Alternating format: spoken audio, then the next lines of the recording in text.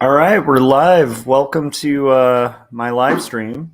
We're joined by Chase and Jake in the chats. You're going to hear a lot of noise in the background because it's a day stream. I'm going to basically just try to stream while I'm working on comics, but you're going to hear in the background like my kid, my wife, like her mom, like family kind of moving around, all that fun stuff. So bear with me with all the stuff, but that's how it goes with day streams.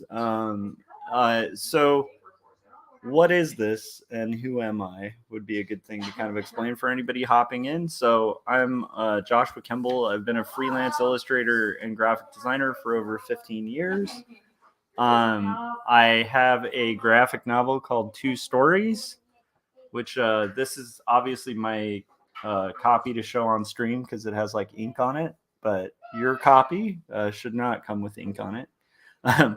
But it's Two Stories, book one, and this is my comic about faith and mental illness that you can pick up from Amazon.com. It's 120 something pages, black and white, and it tells a confessional black and white story about my life and journey dealing with depression and other mental illness kind of issues.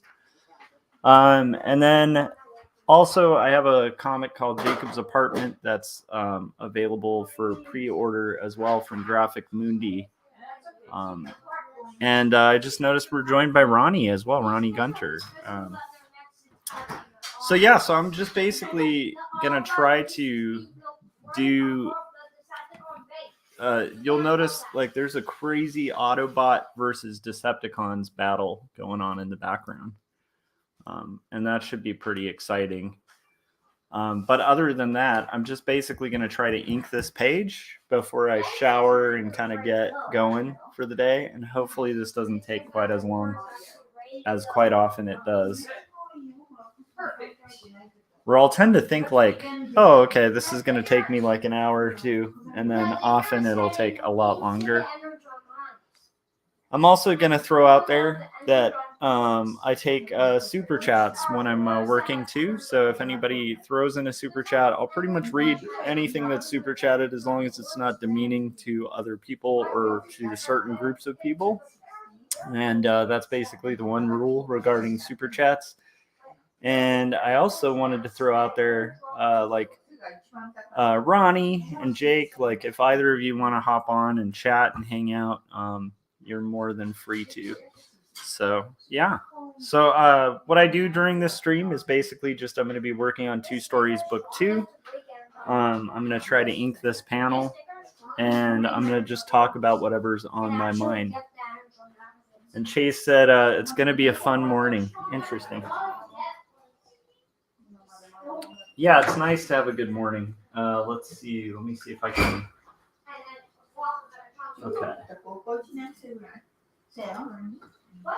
Throw out a link to Jake.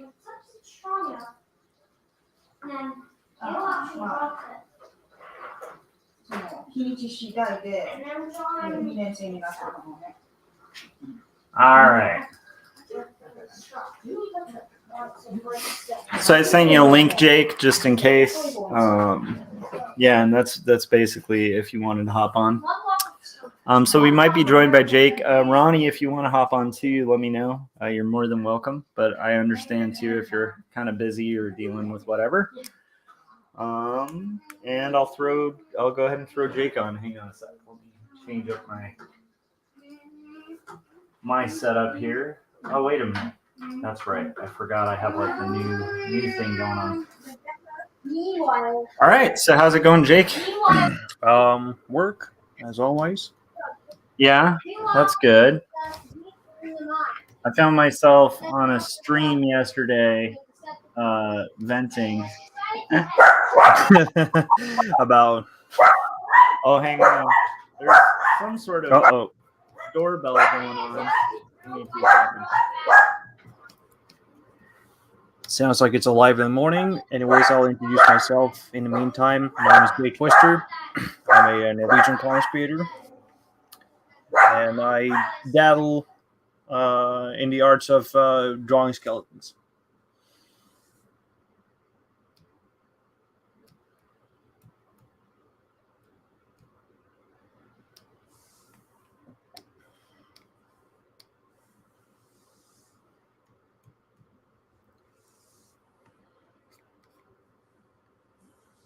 I literally, like, I'm gonna unmute it just so you guys can hear. It sounds like a pack of wild animals. Full house. We have a very full house. So my sister-in-law's dog stays with us. She's living with us right now, and then oh my goodness, my mother-in-law also is visiting and has her dog. So it's our 2 dogs and then 2 other dogs, which means I basically live among a pack of wild wolves, you guys. So Jake, you did mention where people can check out your work and stuff. Not the Hopefully work, during- but you can find my work and my Twitter with the handle JTwister. Nice. It's with a V, not a W. Okay. And I heard you mention battling something. What do you battle? No, daddle. Daddle. Oh, dabble. Got it. Yeah. So how's life treating you, buddy? Just waiting for that whole conflict to de-escalate. Yeah, if that even happens. Yeah. It's a really tense situation, right? It's an up and down kind of thing. People are suspecting it'll be an invasion. Others are not. Yeah. Being fully confident in. It's just a demonstration of the hard power in order to gain soft power. Yeah, 100%. I mean, I definitely see it that way. It's just a matter of like, I really hope that that they don't. But yeah, it's hard to. Not a fun time, like in the sense of just, I don't know. It's kind of a shame that people feel the need to kind of do that sort of thing, or threaten to do that sort of thing, you know. But yeah, it's definitely interesting. I don't know if we've had a scenario that tense in a very long time. Like on a global level, I'm trying to think of the last one, at least in the Western world, like that's been sort of that. The Serbian war? Yeah, I mean, that would probably be pretty close. Yeah. Not one that I can like recall within my lifetime. Well, Yeah. That happened when I was like a babe, but I think you could probably count the Georgian annexation by Russia. Yeah, I mean, that but would not definitely much. be.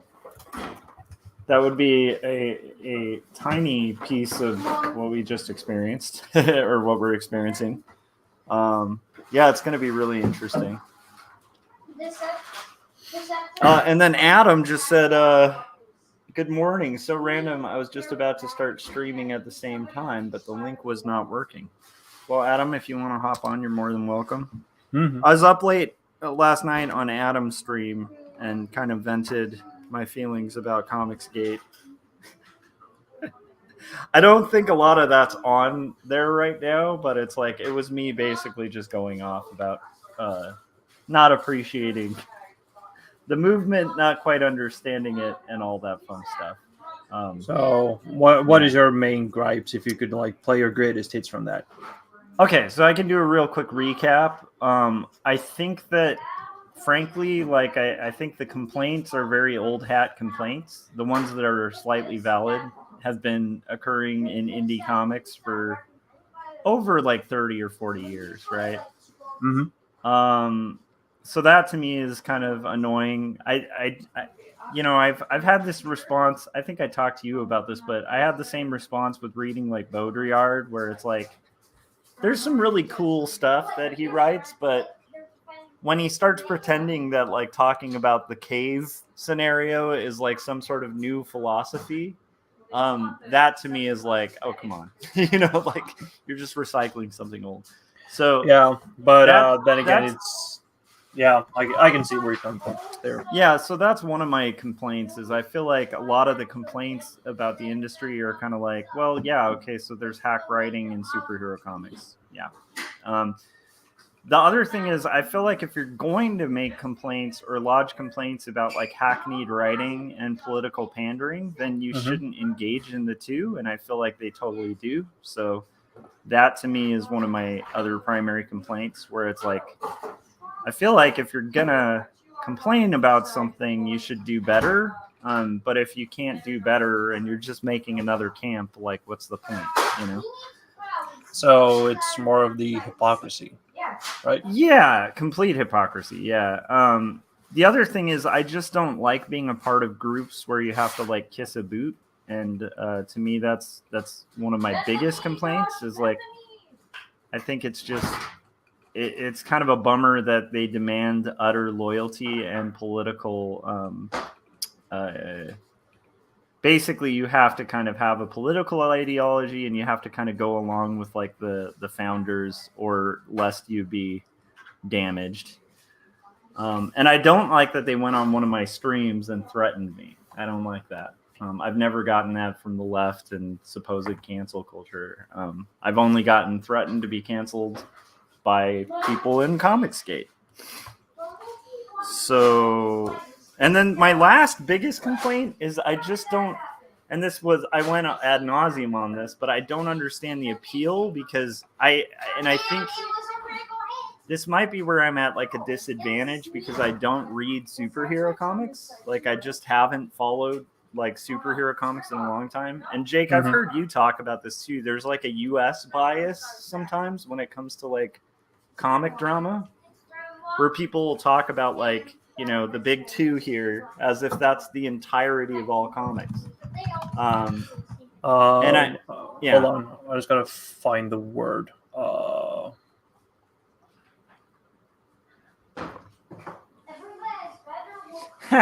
Chase said I was going to make a 101 Dalmatians joke about Joshua's many barking dogs. Adam, you're more than welcome to hop on, though. I don't want to like recap too much of what we talked about last night, but the basic premise to me is like it's a little boring to me, like what a lot of the artists are doing in it, and I can kind of understand like how some people maybe. I found it. The whole like thing about comics in the US is that it's basically a occultation. A what? An occultation. Oh, okay. So it's like an occult? So no, occultation is when there is one primary object that is hiding another object behind it. Oh, so okay. the occultation is that superhero books in the US is primarily like blocking the view from other comics behind it. Yeah, exactly. Yeah, and I feel like in that's discourse, occurring. That is. Yeah, and I feel like that's occurring a lot, where it's like I rarely hear somebody in that movement like even aware of like Fantagraphics or Drawn and Quarterly or like the whole independent movement, and then they'll sort of recycle comments that like Daniel Klaus has been talking about for like 40 years. And like, yes. And then they'll always come to this weird conclusion of that's why we should make more of the same crap we're complaining about. And like that to me is like, that's the part that like I don't see art that like blows my mind or is stunning or is pushing genre or anything like that. I see a lot of like kind of tame, like non-risky comics. Or comics that are derivative? Like, yeah, totally a derivative. Works where it's like, you know, I would like to see like if they were making like art that was just like mind-droppingly good. And keep in mind, I did acknowledge like there are some artists that are really talented within that movement, but it's like I don't see anything coming out of it where I'm just like my jaws dropped because it's so amazing. I've seen stuff that's kind of mediocre. And so that'll come to like my last criticism, which is I feel like it's just a bit of a pyramid scheme and a scam. And I think it's not necessarily a scam, but it tries to create sort of like an alternative market. But the alternative market is that it's like detached from the sorry, my voice is like cracking up now. Oh no, the whole the whole angle with Comicsgate, I've observed it being like it tries to go away from the mainstream, like the big two and Image, and sort of like create its own like second base I mean, superhero comic books, indies, like indie comic book heroes. Yeah, and I understand what they're aiming for, but I feel like they're not really treading anything as innovative as like the grounds that like Image has already been doing, or Dark Horse, or like other kind of indies that are doing superhero work. But then like again, it's basically that. Well, I find it that the comics that they do, they're still seeped in tropes and archetypes, and trying to create to continue that play that they sort of like experienced when they were growing up, or like reading the good years of comics, meaning the superhero genre. Yeah, and I've heard that argument, but like I said, I'm not really seeing, like, personally, this is my opinion, right? But it's like I don't see that reflected in the work, where it's like that is true. It's like half and half.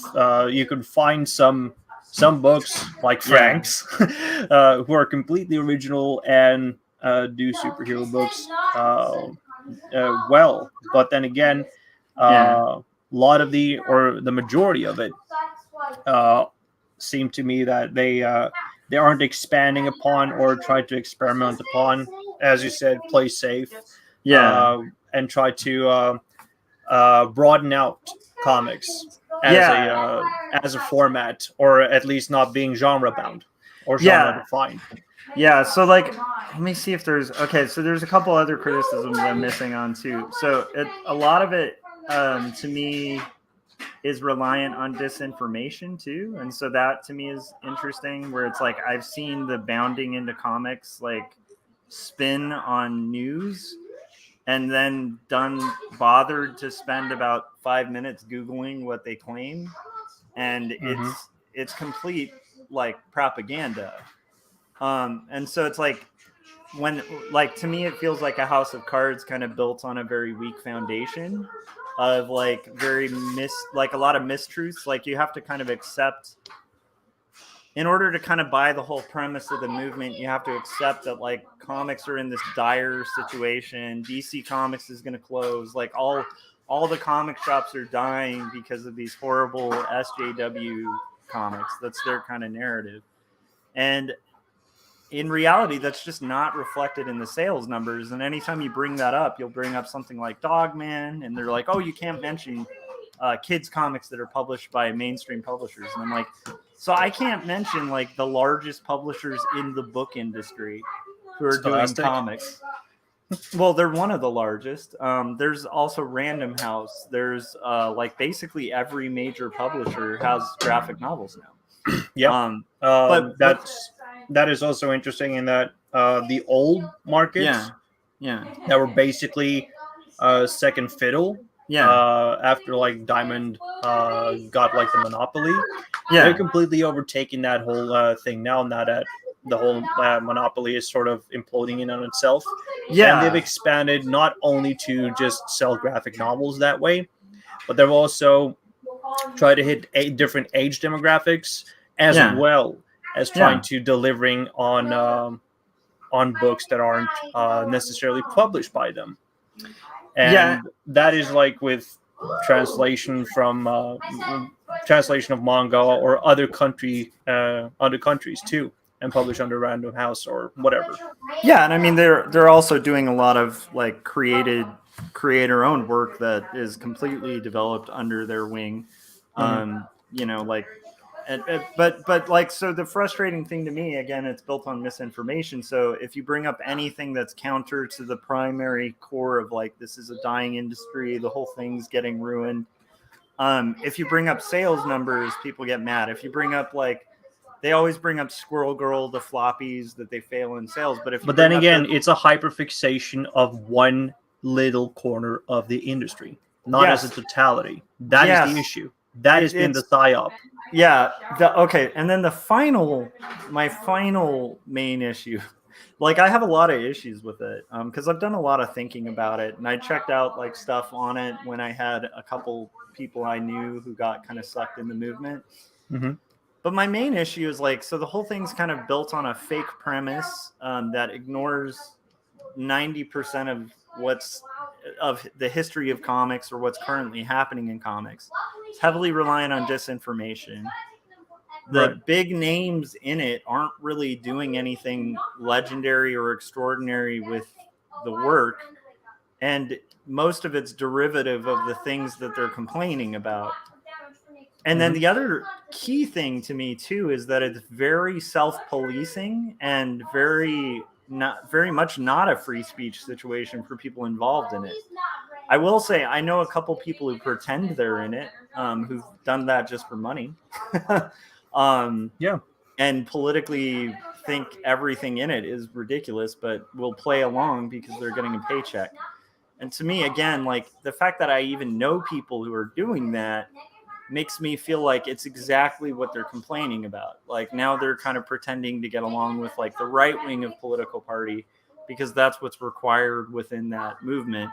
Or they're pretending to be tolerant of things that they wouldn't be tolerant of otherwise because they're taking a paycheck. And again, it just ties to the main complaint and supposed contention about like the corrupt industry that they're fighting.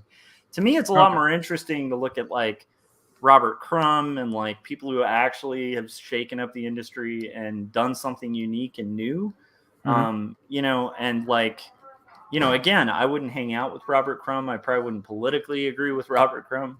But his work is like, it's, you can't argue against it. It's just really strong work. And his impact on the industry has been huge.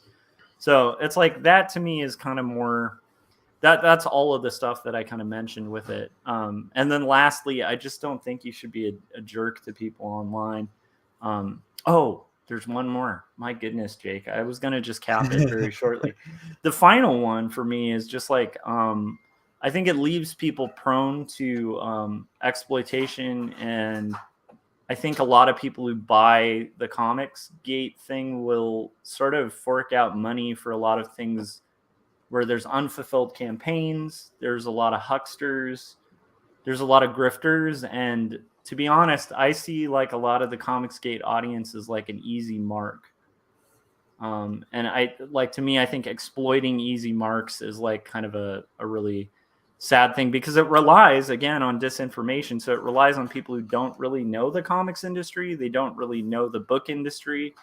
And then there's a couple at the top who are like intentionally, because they do know the book industry and they do know the comics industry, are distorting the truth so that they can get mass followers who don't know. And that to me, that's the main issue is that it's that Comicsgate suffers from what you can call like a prosumer trap. Prosumer being that they're both art producers and consumers, and for the most part, most of these books that are being purchased within like these crowdfunders or being backed by crowdfunders are through just repeated exchange and like transactions between Comicsgate's affiliates and members. So it's like selling comics. Creators. So one creator can back another creator, but they back that creator again, and it slowly like and it's not opened up for alternative crowds, because you have to again be like a member that gets the philosophy and the ethos and what comes with it. And there's a whole culture within it that one has to like put themselves in order to engross themselves. And that's sort of like a failure in part of what I think it's a failure on part of the whole movement of if they wanted to expand and get as many customers as they wanted, then at least they should do the effort of not only focusing on crowdfunders, but rather create something that is accessible to the audience online, because they're doing the job online. Mostly they're connecting online. So why not publish some of the products online or expand upon and use some of the platforms? But no, most of the time it's coming down to criticism against these platforms that they use, and they don't want to get it for free. But then again, that is also reflective upon who is within and produces. In that most of these creators want to see a payout out of what they create. In particular with their life situation, because most of these people are in their midlife on an average, and it's a wholly different way of consuming. So their consumption habits are bound by the whole like affinity and nostalgia that they talk of when it comes to like good old day comics and all that shit that they grew up with in the teenage years and all that stuff. It's all connected in a sense, and you can clearly filter it down to they're a closed off small constituent of creators who just want to like create for creation's sake for themselves and to others who are like-minded like them. So the issue is that it's not a business or like a pro-business move at all if you want to get more expansion. Well, and again, like I think that it basically becomes everything it's complained about. Like, for instance, like if I threw a stone in a room full of people in Comicsgate, how many liberals am I going to hit? I don't necessarily think about the political angle either. I really don't care about it because it's so insular. Because that's what I'm getting at is I don't care about it either. I don't care who buys my books, but no, it's insular because it's online. I think it's insular because it's online. Yeah. It doesn't play out within the understanding of like creating comics for conservatives or for liberals, because that will be a wholly local thing within the US. And there's a lot of other countries that are within CG, Australia, the UK, but I would say like the etc. etc. So why would it be any political underlining there? That it will only be within the couple of circles that are like in the top. The one with like Ben Steiger. So that's the unfortunate thing about a movement is usually it is judged by the people at the top, especially the people who trademarked the name, right?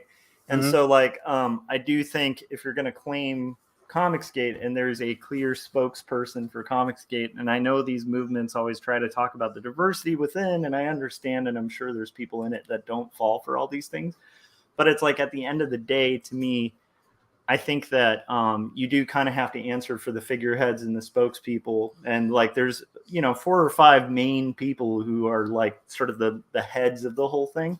And I will say, even if it's like across party lines of different countries, there's a way they ideologically lean.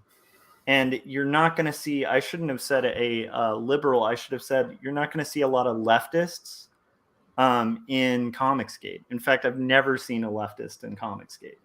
And I will say I could imagine a scenario where a leftist tried to publish stuff for Comicsgate and they wouldn't be welcome. And so, this supposed broader market that it's reaching, I think it just fails because it basically just becomes a club where it's like, okay, we're mad that this happens with the left. We're mad that there's sort of an SJW movement in comics. Can't we just go back to the, good old days? And again, like the comics aren't really going back to the good old days. That's one thing. I feel like they really aren't. Because the good old days in comics, at least from what a lot of these people describe, are like eras where like there were people with distinctive, recognizable styles that were moving the medium to different territories than they had been before. But again, I'm not really a superhero guy, so it's kind of missing the mark there. But the main reason... I'm not either, but I try to pay attention to what the criticisms and all the all of the things that are happening within that that circuit, because there's a lot of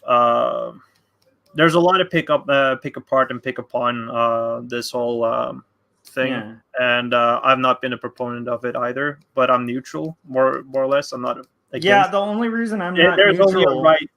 It's only a right for them to like have that sort of space because they feel like they need to create an alternative market, and that is what capitalism that is what that capitalism is supposed to be for. I So, 100% agree with that. I just I'm not a big fan of the speculator booms, and Oh, yeah. I think the thing that I wish more people who claim to have this love of comics and like this love of the history of comics, I wish they would understand what killed comics about that whole 90s boom.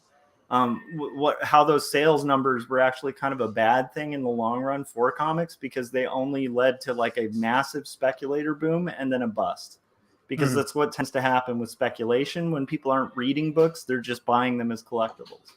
Yeah. And so I see that within that movement, where I see a lot of the Indiegogos within that movement are all about like variant covers. Yeah, the repetition of what brought him down. Yeah, Yeah, and there like are people. There are collectible people in there. cards. There are people in there who are Yeah. aware of it, but they cannot find another way to make an alternative, because people Yeah. will buy in for the merch as a supplement. Yeah, I get it. It's just, again, like I wish It's weird, but I wish they would focus more on making good books. I wish that yes, was the focus. that has been my only word on the whole thing. Like, Yeah. making the books is comes as a priority. Yeah, A yeah. priority. And then I guess the main reason I'm even vocal about it is, and this is recapping everything that I went over on Adam's stream or whatever, but it's like, I guess basically like just recapping, like the main reason I am vocal about it is I've had one group of cartoonists that were threatening to me online, and it wasn't like some weird cancel crowd from the left. The people who were attempting to threaten or cancel me were people on the right that were literally saying, if you talk badly about Comicsgate, we're going to come at you. And so I'm like, I don't take kindly to that. And I know that, I'm sure that was like some one-off, and I'm sure it's not the majority of people in that movement, even though almost every cartoonist I've known has had that pressure come from that movement. I'm sure it's just these anomaly characters from it.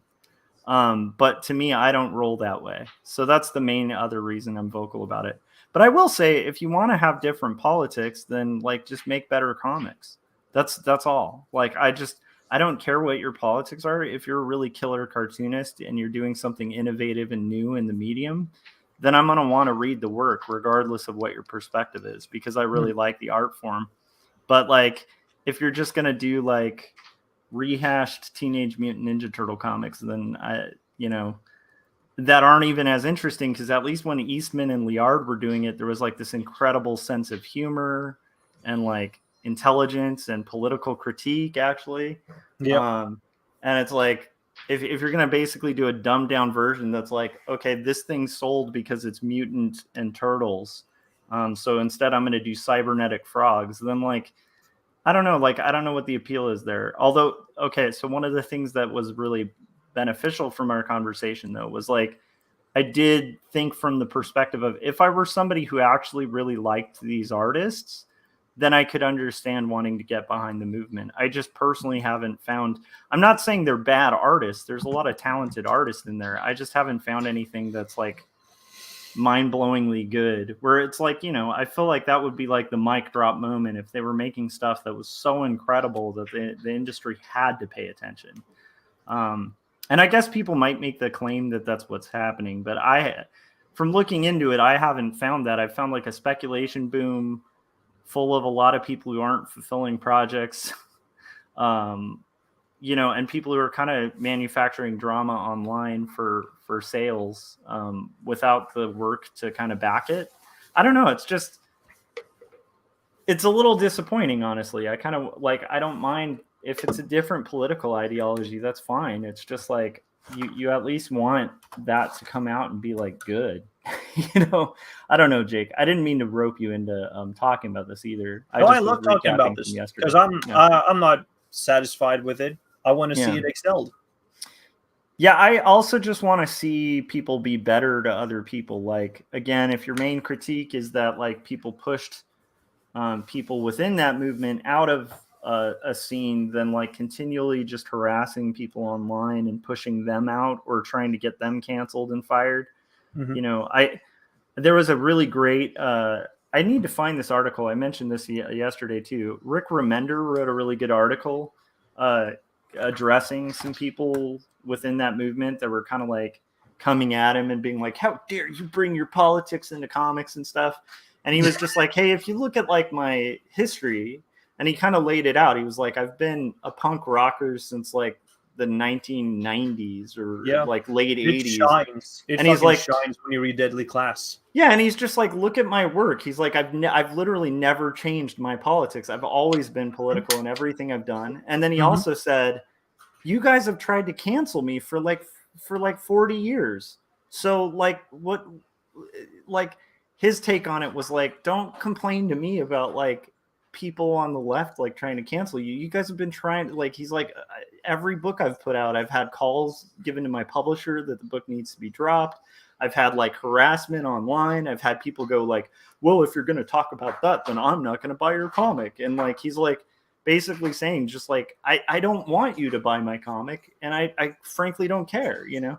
And I actually kind of think that's something worth looking at too. It's like, maybe it's the conduct that like, I think people should reapproach and maybe do better. So if you're going to complain about current comics, make better comics.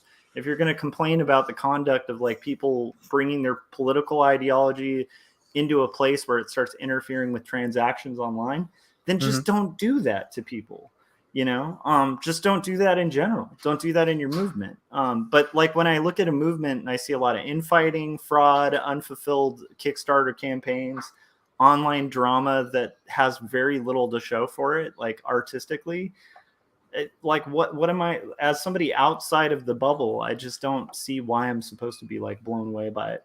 But I will say I could understand why it would be alluring to somebody who's like super into the art that's coming out of it. I just personally, I don't see it, you know?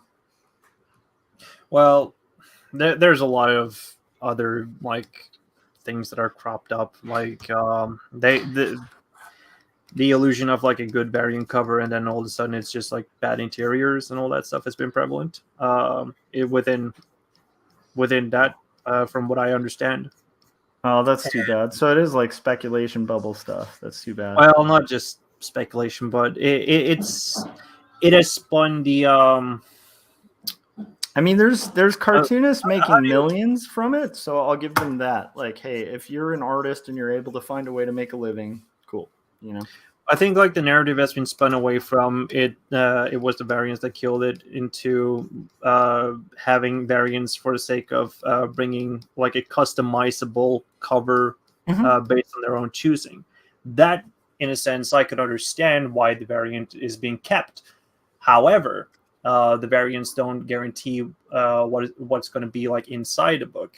As a cartoonist friend of mine explained on a stream, I think it was yesterday or the day before that, she explained that as soon as you open the interior, the art is going to speak for itself, or like the story is going to speak for itself, and it will be only there that they will have any that like the that will be the only chance for like the creator to see them come back and back another book.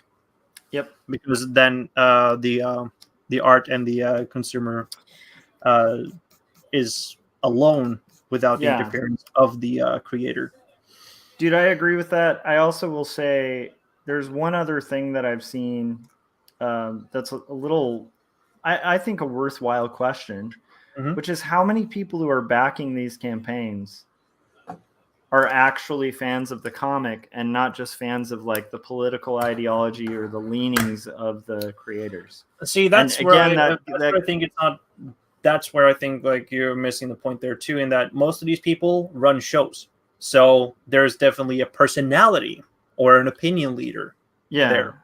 So if you're backing the book because of their personality, or at least the way that they are like running shows and all that stuff, and you feel like they're doing a good job and you reward them by backing the books, of course there's going to be like that aspect of it. And that's why people are doing all these shows, so that they can reach out and connect and network and all that stuff, all like centered around this whole thing of pushing the product. I totally understand the cult of personality thing and the fact that that is really important to work. But I'm just saying, like, I It does not guarantee the success of the book, though, or it doesn't guarantee the that the book itself will be a good book. yeah, So like I find that a lot of the books that I've looked into, and again, like I'm not incredibly well versed, and I'm always open to somebody showing me something that will just completely change my mind on the movement. Like show me something as brilliant as like Jason Lutz's Berlin that's come out of that, or heck, I'll even say like Same Difference by Derek Kim, like a good indie book, or um, like honestly any issue of like American Splendor, that kind of thing. Like show me yeah, something that's like cool and innovative that's come from that movement, and then maybe I'll change my mind. But like in general, I'm not seeing that. I'm seeing a lot of stuff that's bought for personality, and I'm guessing return buys are strictly based on personality and not so much on like, wow, I really liked reading this book. That's my own judgment and my own opinion on it. And I don't want to besmirch anyone who might be kind of interested in it. I think as long as you're cool to other people, I don't really care. Um, yeah. I think if you're a jerk to other human beings, then like don't be surprised if like people don't want to work with you, right? um, Yeah. and I think that was initially one of the claims I think even made by that movement, where they were like, we don't like being treated this way as customers. But then again, like I said, of the friends I have in comics, there's one group that's literally tried to harass friends of mine, and it's not the like weird cancel crew that's complained about all the time. So get See, get the get thing is that like in the movement. If you're gonna have the movement, get the movement less toxic. I know you can't answer for everyone in a movement, but get the movement less toxic and like attacky. And then second off, like just make better books so that it's hard to ignore and not pay attention to.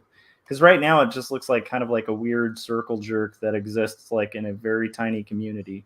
And again, if you can exploit that and make money, like I said, I know some people who pretend they're in it, and they make a good money and they're okay with that selling the kind of thing they have to give up to do that.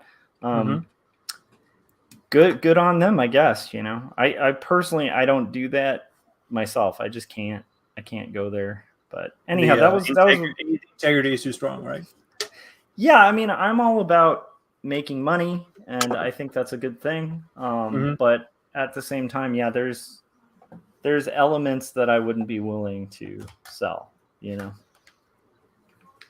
I think the way to get out or climb out of that would be to not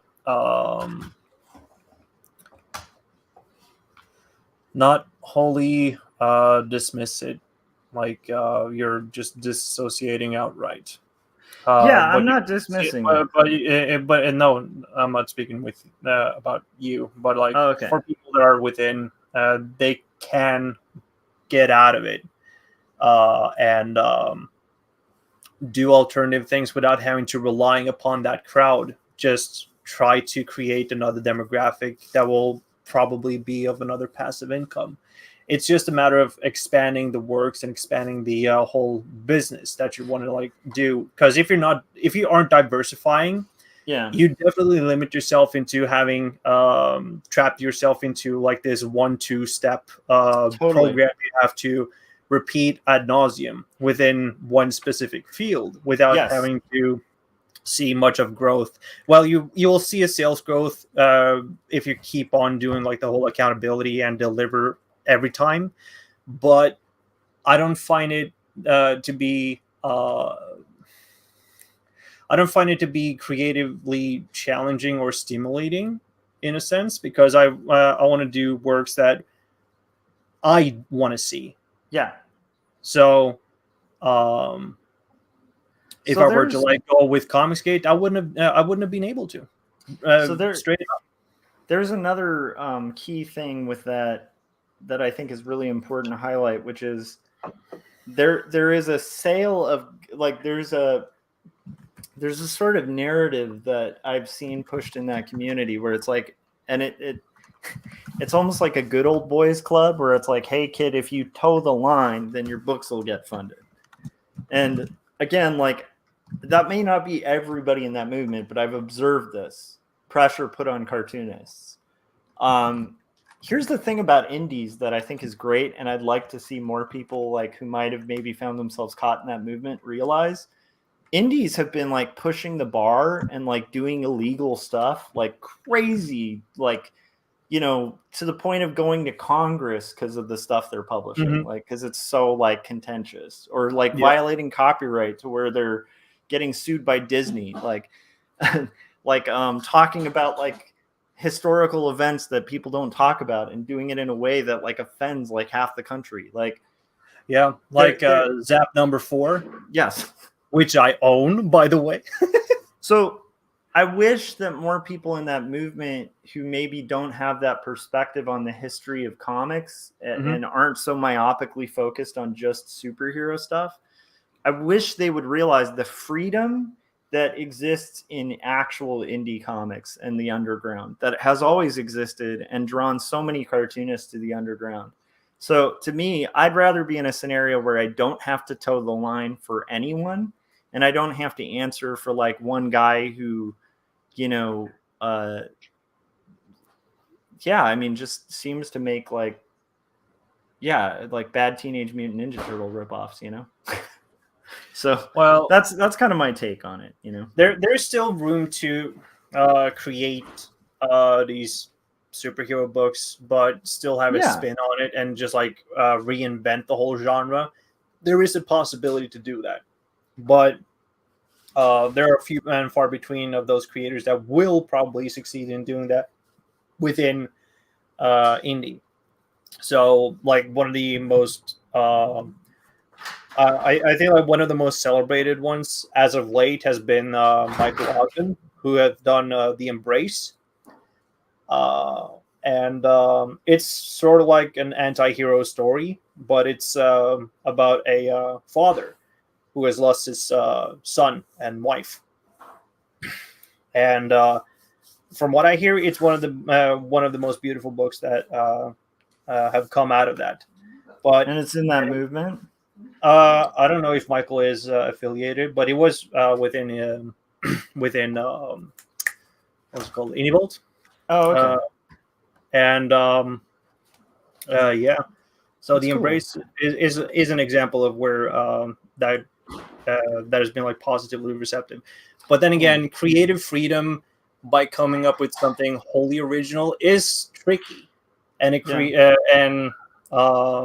it bases on the senses and the tastes of the people that you are familiar with, and you're basically like, most of all, it's important to yourself. One of my guys. Dude. Sorry, Chase just shouted out Stray Bullets. So that's another example. Like David Lampum's Stray Bullets. Like again, that was the underground. And that was like early 90s, like mid 90s, and he was doing like late 89 up to 2000 something. Brilliant work that was like just defying all odds. And again, like he got annoyed with the mainstream, so he just put out Stray Bullets. And it's like, again, like there's possibilities that go far beyond just like this weird movement where you kind of have to like, again, like lick the boot of like a specific group of people. It's like I think the thing I like about indies, like Jeff Smith's a good example too. I mean, Jeff Smith's Bone, that came out at a time where like no one was making all ages comics. All ages comics were selling really terribly, and he had this idea of a comic that would be like Pogo, like the old great, you know, comics. It's almost like remarkably similar in complaint, where he'd complain about what was happening in mainstream comics. No one was paying attention to line weight. And you know, he and his wife like self-published Bone, and guess what? It did well, and it partially did well because it's brilliant, right? So I don't know. I really do think, like kind of, I've heard you mention this too, but I do wish people would just get out of their like superhero bubble for a little bit and like see the broader possibilities in comics, you know. I don't necessarily think that they are, because I don't really know them like up close Yeah. that they're only consuming that type of work. But it doesn't help the fact that they're being blown away by shonen works either. When there's definitely way more manga out there. There's just wild in their premise and their like stuff. Like currently, I'm reading now about a cosplay rom com, Okay. which is a seinen, and whenever I hear like people being fascinated by the new mainstream shonen works that have been published and also turned into anime, I'm like, yeah, you're definitely having a good time, but have you checked out this stuff? And then no. Yeah. So there's definitely more to this whole ecology of comics out there, but Yeah. it'll just be less picky about what you choose and trust Yeah. your senses to like guide you. And if it doesn't bite, well, at least if you have the ability to check the interiors before you buy it, do that so that you can find out if there are something that catches your eye. Yeah, and dudes, be nice to people, because if you're like a jerk, again, like I know I've heard this preached by that crowd, but like again, like I've been threatened by one group online, and it's Comicsgate people. So it's like, I don't know if that's like some of the minions. I know in like larger groups, like there's some toxicity online and everything. But I'm just saying, if you guys want to garner or gain respect or get recruits, I guess, for your movement, and again, I guess if I was an easy mark, maybe I would have shut up and like maybe joined or assimilated. The fun thing about like movements is that they are a walking commercial or advertisement without wanting to admit it. Like that is the fun thing about groups, is that throwing out the affiliation of something is not a signaling as much as there's a exposure. Yeah. Whenever somebody like goes around telling that they're like this or that, they're not signaling, but they're making their presence known in a sense.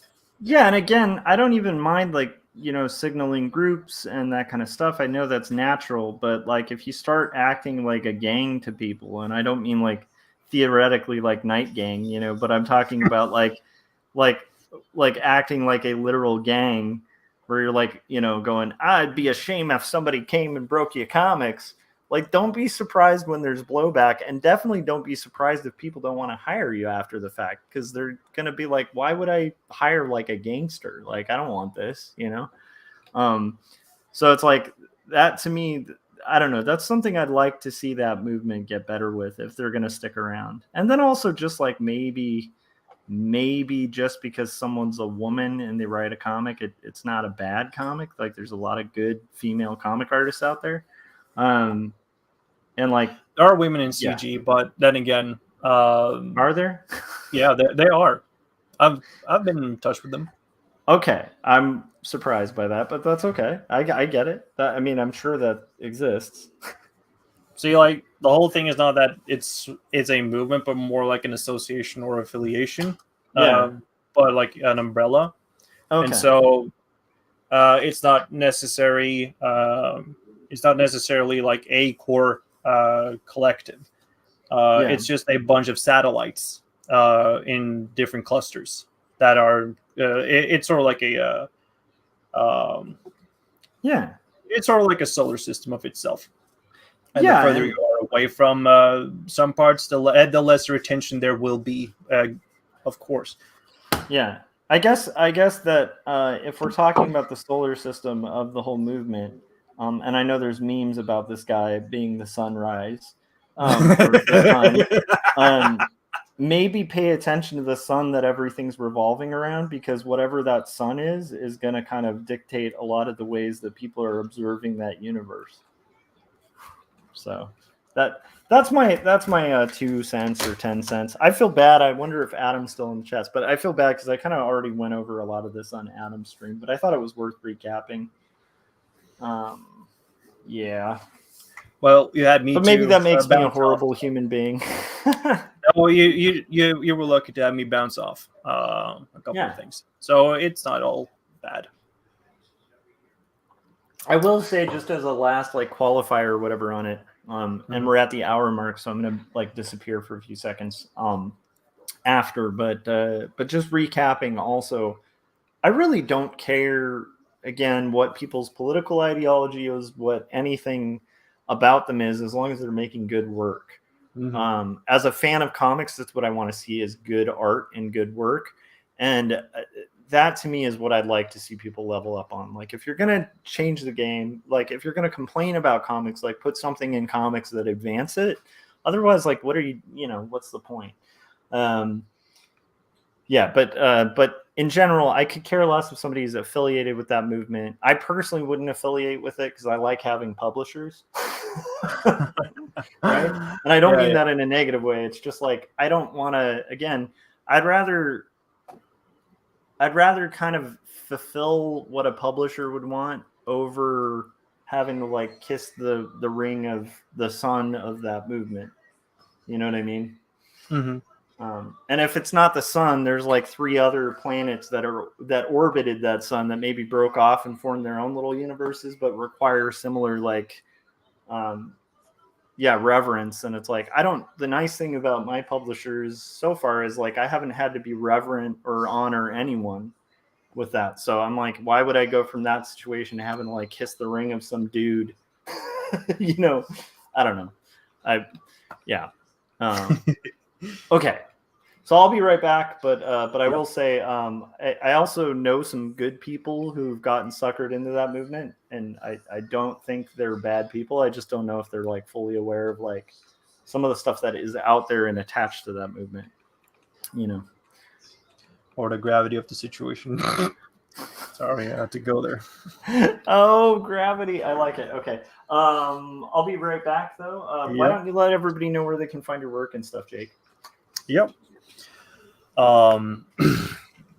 Again, work pitch and voice crack, not a good combination. My name is Jake Twister.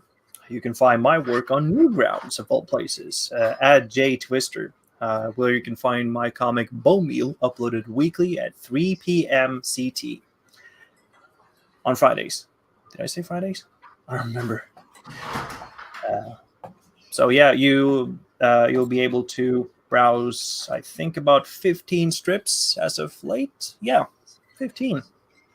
And there'll be more to come throughout the whole year. Well, not whole year. I'm going to stop at Halloween. Nice. How are you doing? Like, how are you doing otherwise, other than I've said my piece on that, I guess. How is everything, like, outside of what we just talked about? I think I have slowly snailed away from the depression. We can say that. Yeah. Yeah. Is that kind of? Yeah. Winter depression is a bitch, especially up here. The days are getting longer now. So yeah. I never even thought. I mean, I think we have talked about that, but it's like when I lived in the Northwest, people used to have like light boxes. Yes. That would help them get UV light, because they would literally have just like, I mean, depression would just hit because you're just not, like, as a human being, designed to be like indoors all day, or like away from like sunlight and stuff. So I never even thought of that, but I guess like the region you're in, like, it's like there's not, like, I would imagine that's probably fairly common. It was worse when I was living a little bit further up north. Those days felt like eternal nights. So if I were to follow my dream of moving up to Svalbard, I would probably kill myself. Oh wow. Because of the whole like darkness up there, because it's so far up north. Crazy. So like, what are, like, how much daylight do you get during certain seasons? Like, at the darkest before the is it the solstice? I don't know. I remember, but it's like this. The days turn lighter from the 21st or 22nd of December. So you'll probably catch the sun coming up at 9 o'clock ish, and then go down around 4 9 to 4. That's until it's dark. And this is the area that's not like always dark. Yeah. Oh my gosh. And further up north, you probably get the sun peaking around. If you live in Tromsø, which is one of the big cities up in north, like really up north. Yeah. You'll probably have 6 or 5 hours of sunlight. 6 or 5 hours of sunlight. Oh my god. In the winters, dead of winter. And here's the thing, like I grew up in a desert area, you know, and so like to me, like I thought I hated sunlight. I thought I was like all about the rain, you know, because like when it would rain, it was such a like refreshing change from like where I had grown up. And all it took was me living in an area where like it rains like 3/4 of the year. And then I was like, yeah, I don't really like rain. Like I mean, it's charming for like a day or two, but like, I don't like being in constant rain. It's just depressing. You don't see the sun. You're like under clouds all the time. It's like, and even if I like it, it's like it physically impacts like my mental health. Like, yeah. So I don't think that's a bad call to even be aware of that, because it's like sometimes I've definitely been in situations where it's like sometimes that weather will like fool you and you really think it's just like your depression, and it turns out you just needed like, I don't know, like a walk outside with like some sun, you know, like it's just amazing to me how it has such an impact. But there's also an argument for that creating really great art. I mean, there's a reason like a lot of great musicians and artists have come out of like Seattle, Washington, you know? Yeah. Because it's like, yeah, I mean, if you can't go out a lot, you're stuck inside. Like you do have this like incredible incentive to make great art, you know? So I don't know, but I'm glad you're starting to feel better. The original Eastman and Liard Teenage Mutant Ninja Turtle comics at least had a lot of impassioned, youthful energy and an endearing charm to them. David Avallone often mentions how the Turtles went to space after issue 3. Yeah, I mean, it's just, yeah. Yeah, and also there was so much satire in that. I mean, a lot of it was like riffing off of Frank Miller, right? And like Daredevil. But it was like very tongue-in-cheek and fun and like goofy. And, you know, I think it had a lot of heart. That sort of like brings me into the subject of, or want to talk about at least the, what is timely and what is timeless comedy, but in the referential sense. Okay. Interesting. So to set up the premise here, when it comes to the example of Kevin and Eastman and Lear's Teenage Mutant Ninja Turtles, that is satire, but it's also ingenious satire. Yes. In that sense of making a hyper gritty, off the walls, cartoonish Daredevil, but with 4 turtles. Yes. And polar opposite to that are comics that are just like trying to reference things, events, people of its time when it was written. And that is sort of like why it's hard for me to go back to Deadpool, like early Deadpool at least, when it got serialized. Oh, okay. There's a ton of references there that I can't really like catch up on. And I dread the day that I will be going back like 10, 20 years later and like forget how, like in the Dugan Run, all of those references from that time when it was created. And I'll be like missing out. What's the context here? And I think that is sort of important of thinking ahead when you create something. Yes. That it will be that it is not like anchored into the reference, as much as it could stand the test of time as its own. And I find that comedy to be more testable. Yeah, I think Than to, like spew references everywhere, you know.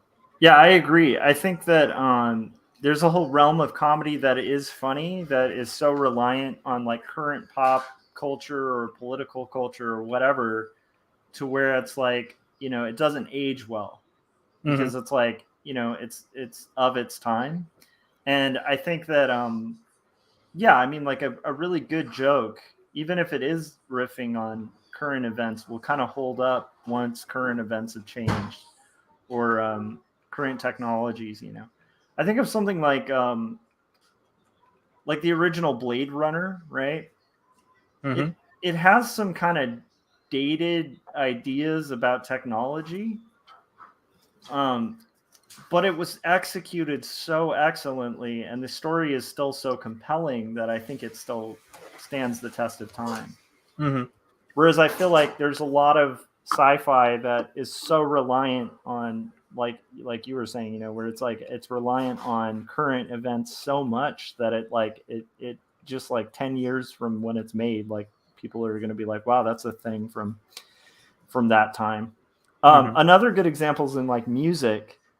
There's certain albums that I'll listen to that came out in the 90s that are just like evergreen, like they just sound great. Mm-hmm. And then there's certain albums that are like following this trend of that time that didn't age well. Where like they're adding like reverb and like chorus pedals to like everything. And it's like a very anybody who like is familiar with like 90s music, like, you know, that sound, it's like just too much effects. Like they put like reverb on the drums instead of compression. I mean, it's like a really weird, uniquely 90s sound.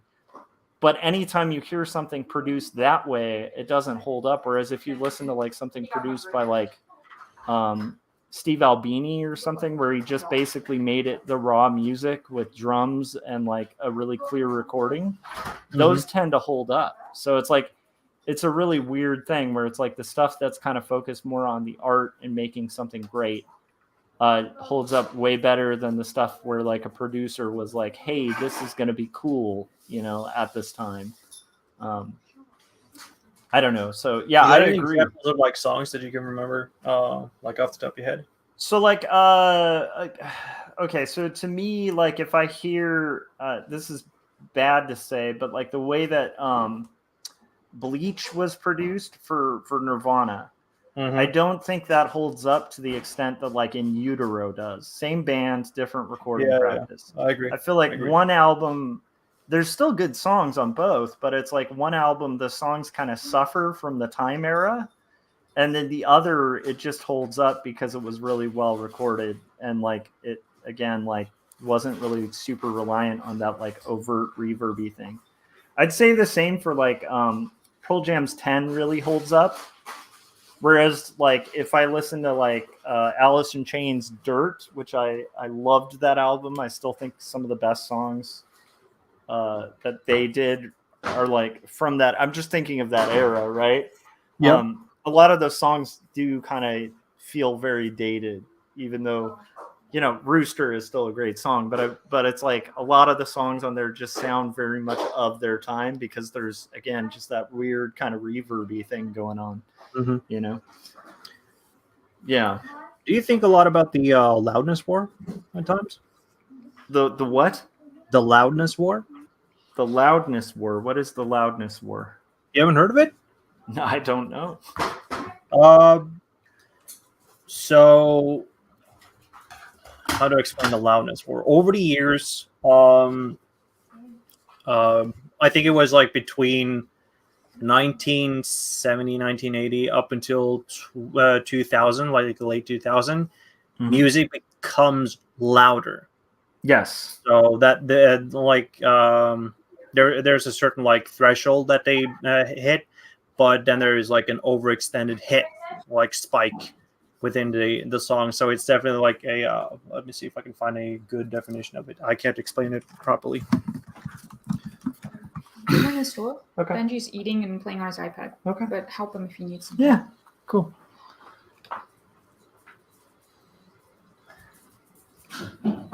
Okay. From Wikipedia. The loudness war, also known as the loudness race, is a trend of increasing audio levels in recorded music, which reduces audio fidelity and, according to many critics, listener enjoyment. Yeah. I mean, I definitely can see what you're saying because, okay, I didn't know that was called the loudness war, but there definitely has been, especially compression.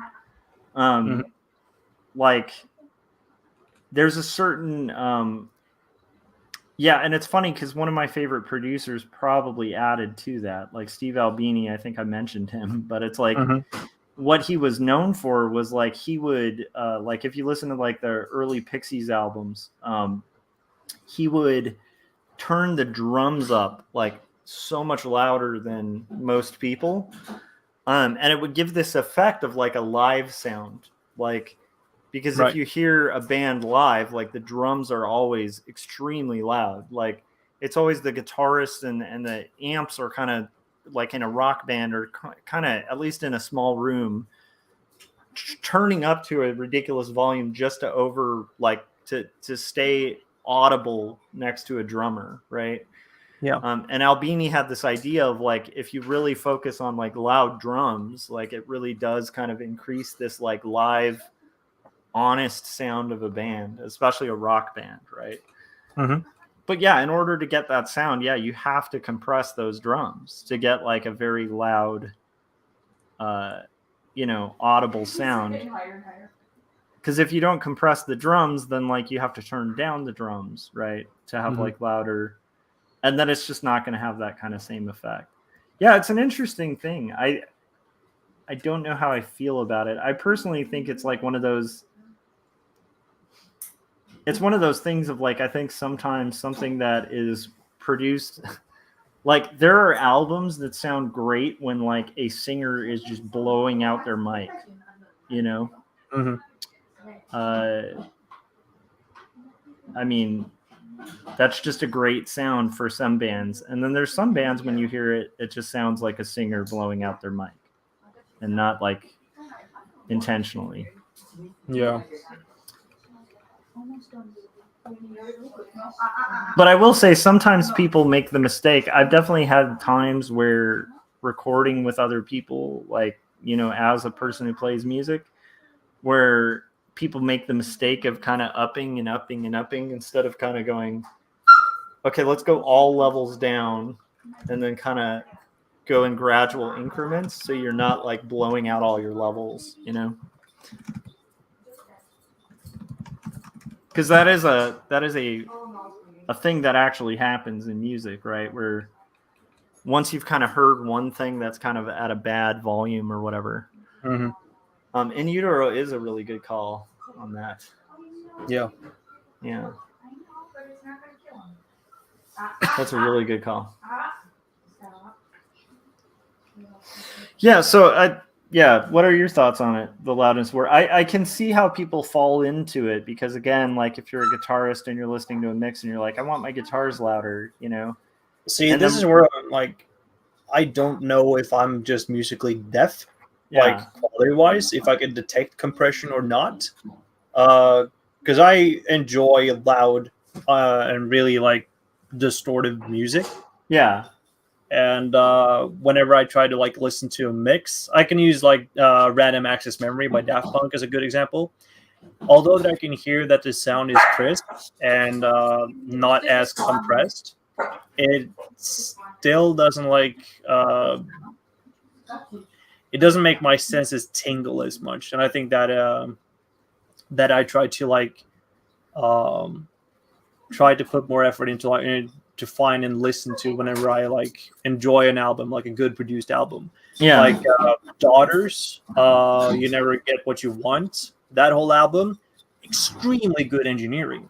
I find at least. But I don't know if I'm just like trying to compel myself that it's a great mixed or like engineered track, or like the engineered tracks on it, or if it's just like I just don't know where it is. So I try to like be cautious about it whenever I try to listen to something that is studio made, at least. Yeah. I think that's well put, and I'd kind of say I'm probably in a very similar camp where I don't necessarily have like an audio engineer's ear for things, but like I think that like okay, so if I'm listening to like Portishead or something, right? Mm-hmm. I like the fact that the drums kind of blow out the recording a little bit. That's kind of part of trip hop and that whole sound, right? Yes. It would be weird if it didn't have like just a heavy bass. Like Mass Attack, that too. Yeah, Massive Attack. Yeah, like Mezzanine, dude. Like that Mhm. album would be weird if it didn't have extremely loud drums. But there is a weird thing when you're in a studio and you're like compressing drums, because compression inevitably gets rid of all the refined kind of tones. And so you do lose quality and you lose information when you compress, but you also get this like very loud kick. And there is something about a properly compressed snare that just sounds amazing. A typical snare drum on a raw recording just sounds kind of dead. Like it's almost like, whereas if you compress it properly, it sounds like you're sitting right next to the snare drum and it's going pop, especially if you're going for that like piccolo, like high end snare. Yeah. Oh yeah. But yeah, I mean, it's kind of like anything, there's times where, somebody draws really loosely and it looks cool. And then there's times where somebody draws really loosely and it looks like they can't draw, it's, or like people, kind of punk out like typography and it looks really awesome. And then sometimes people like punk out typography and it looks like it was made in like MS Paint, like and then I got to be in that camp, I think. Which camp? The bad one. Oh, I don't know about that. I like the looseness and let me pop kinda... up the let me pop up a share screen here so you can see the latest. Just gotta find the Clip Studio Paint. There we go. I feel like my rant about Comicsgate lost like half our viewers. I'm sorry, guys. But yeah, I don't really. It's like sorry, not sorry kind of thing. All right. Here we have on the share screen. All right, let's check this out. Okay. It's a little loose, but I like it. Yeah. Human. Who's the writer? I can't read it from... No, it's not a writer on it. It's a D&D sort of like parody thing. Nice. Dig it. So they have like a rule book for humans? Several rule books. Each to their separate date. Now, if you think about that, I mean, like, how difficult would that rule book be? It would be awfully confusing. That's a hard game of D&D. That's why they play to in eternity. That's the benefit. I love it. I like it. Okay, I have to kind of reset my thing here. You might hear a little echo. Hold on. Okay. So I have this little way of being able to check out the there we go. Okay. This is very strange though. Oh, you know what? I'm just gonna have to do the side glancing. My iPad that I usually check out is like comments through is sort of disabled at this point. Okay. Frank did say I'm listening. Well, that's good, Frank. I didn't feel like you'd be one of the people who'd dodge out. I think I even said this on the stream last night, but it's like I think one of the things I like about the circle of cartoonists I hang out with is like a lot of them have like a variety of different like political viewpoints and different ideas and different stances, and we all have a thing in common, which is like we like hanging out and we like making comics. And I think that's a really nice. That seems to me like a really nice basis for like communities. I don't know. Maybe not. Well, as we discussed previously, the self-policing Yeah. aspect of it, it's not as hardcore or deeply seated Yeah. into it. There are boundaries, of course, but then again, it just takes one to like voice that they don't feel comfortable talking about it, and then it's not like in discussion, and we just switch over to another topic. Yeah, exactly. Yeah. And I feel like I like that. So Mhm. I feel like that's a good place to be, a nice, healthy place. Mhm. I like that. So how are you digging the bone meal stuff? Is it are you kind of enjoying it? Is that sort of hitting the stuff you're wanting to do? Uh, um, it's a love-hate relationship, really. Aren't most of these things? Yeah, that's the whole point, or like that's the battle. I think Yeah. you want to see it through, but you're sitting and you're just working through it, and you just don't find the excitement of it, but you know you have to do it. Yeah. Uh, I slip into it every once in a while, and then suddenly I get a spark or just like a kick, and then it's all good for a few. I think for a few months at least. Yeah. But now I've been on working on bone meal for about well enough over 2 years to figure out when I drop. Ooh, to be continued. Sorry, my kid's calling me. Give me Yeah. 2 seconds. What's up, bud? What's up, man? Chase. I do find that importance of retaining clarity in the line art evident in Jake's and Josh's work, if it isn't drowned in too much layering and a billion colors. See, that's sort of like where I'm very conscious about my cartooning, especially in bone meal, is that I try to make the skeletons pop as like singular entities that are being animated in a sense, but in still frame. Whereas the rest of this stuff is sort of like background or backdrop, kind of like the old Fleischer stuff. Um, but there's definitely that whole like drowning in a billion layers of shading that I that I really don't want the art to suffer from. So there are some of these strips that I feel like really work, and then there's other strips that I don't feel like this helps at all. Like this one that I showed on stream right now, I don't feel like I'm doing as well.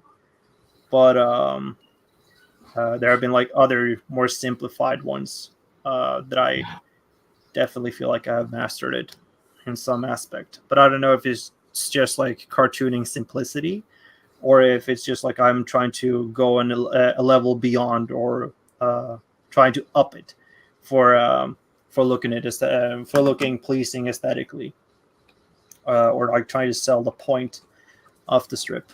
Uh, but that's just like me. Sometimes I like to take time with my work, and other times I want to like be done quick as possible. I think like the last time that I was on and showed the strip, I think that one was really simple, and I think it helped a lot because it being like quickly done with it within 4 hours definitely shows a difference in the amount of work that I put in, contrast to this strip that I worked on and showed here that I've been working on for practically like 6-8 hours. So yeah. So Jake, I apologize for disappearing. I had to get pretzels for my kid. So yeah, that's always a tasty snack. Yeah, it's a pretty good choice of snack. Why not? I like pretzel sticks more, but yeah. Yeah, yeah. But anyhow, so that was I was on pretzel duty for a second there. Mhm. Okay, so where were we? I don't remember. You got you got to play back the WOD to find I out. feel like we were talking about. Oh my yeah, the God. love-hate relationship about Bomil.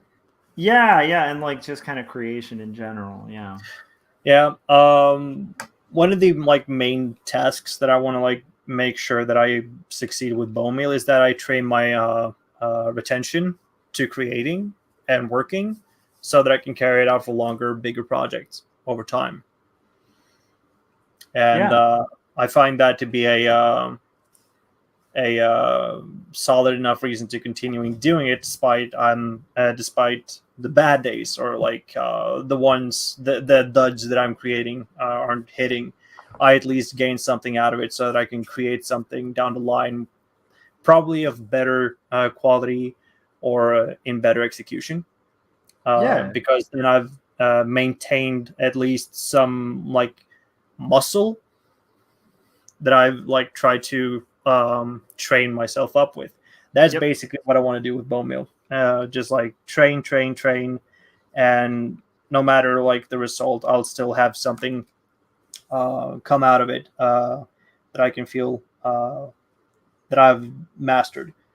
Yeah, I think that's a great method, and I also think like the best way to kind of refine your craft is actually by doing. Yeah. And and also I can say like this weird thing happens when you stay kind of faithful to art, where it's like you'll start to level up. I mean, in theory, um, and like also you start accumulating bodies of work, and so that's cool too. Where it's like, if you stay at it, you kind of end up like being in a scenario where you have like some books behind you, and that's a good place to be.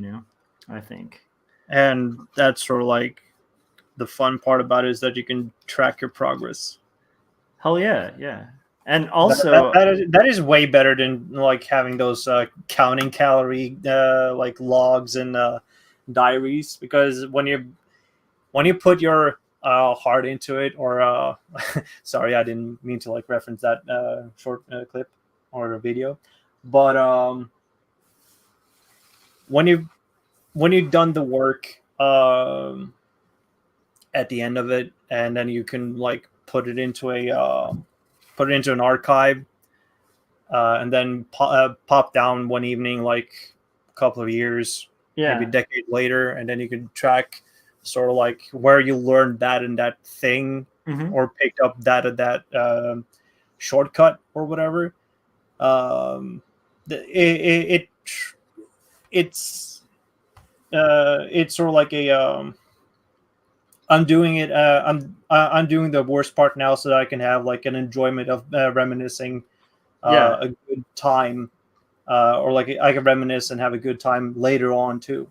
So yeah, like self care, I think I'm building self care, although that I put myself in pain now, yeah. but I later. think, I think that's completely dead on. Like it's the exercise thing is dead on too, or the calorie counting. It's like it's more active than calorie counting. It's more similar to like actually just straight up exercising, and then like a year later you have some muscle, and you're like, what is this? Like this is crazy, and you start getting better at it. You get better form. Like it's Mhm. like I feel like I had this moment happen in my life that was really unique, where I don't update my website a lot. And so it had been like almost a decade at one point where I hadn't updated my website, and I Ooh. needed to kind of redesign it because it was still on like WordPress, which just had a lot of if you're not constantly on it, like WordPress can be a real problem Mhm. because it's open source, so it has the benefit of open source, but open source if you don't update is like just begging for like malware Yeah. and like just constant cleanup. And so I just switched to a simpler format, but I was like, oh, well, I'll update all my art and stuff. And I had this moment where on my old site, I had like every t-shirt I've ever done on it. Like every book I'd ever illustrated, everything I'd ever drawn. Like it was basically anything professional that I had done. And I was in a scenario now where I was like, I have to actually like curate and take out like 90% of the work I've done professionally. And it took me days, just pouring through, hundreds and hundreds of like designs, and to the point of thousands, that I've done for a living, or illustrations, even comics. And so like that act of like having to like curate my own work, it's like that moment where you go from like padding your resume to get a job, like where you're like, and I volunteered here in high school, or like you're adding whatever you can to kind of make it seem substantial. Mm-hmm. And then like the weird thing is when you've worked long enough, your resume process becomes more like editing rather than adding. Mm-hmm. Like you're actually trying to think, what should I take out? Like there's too much. And that's not like a braggy thing. That's just something that just naturally happens when you've been working for a while. And similarly with art, you find yourself in that position too if you stay at it. So I really think there's a lot of rewards that come with staying true to it and staying with it. Yeah, because it's not like a given outright. Yeah. It's a slow crawl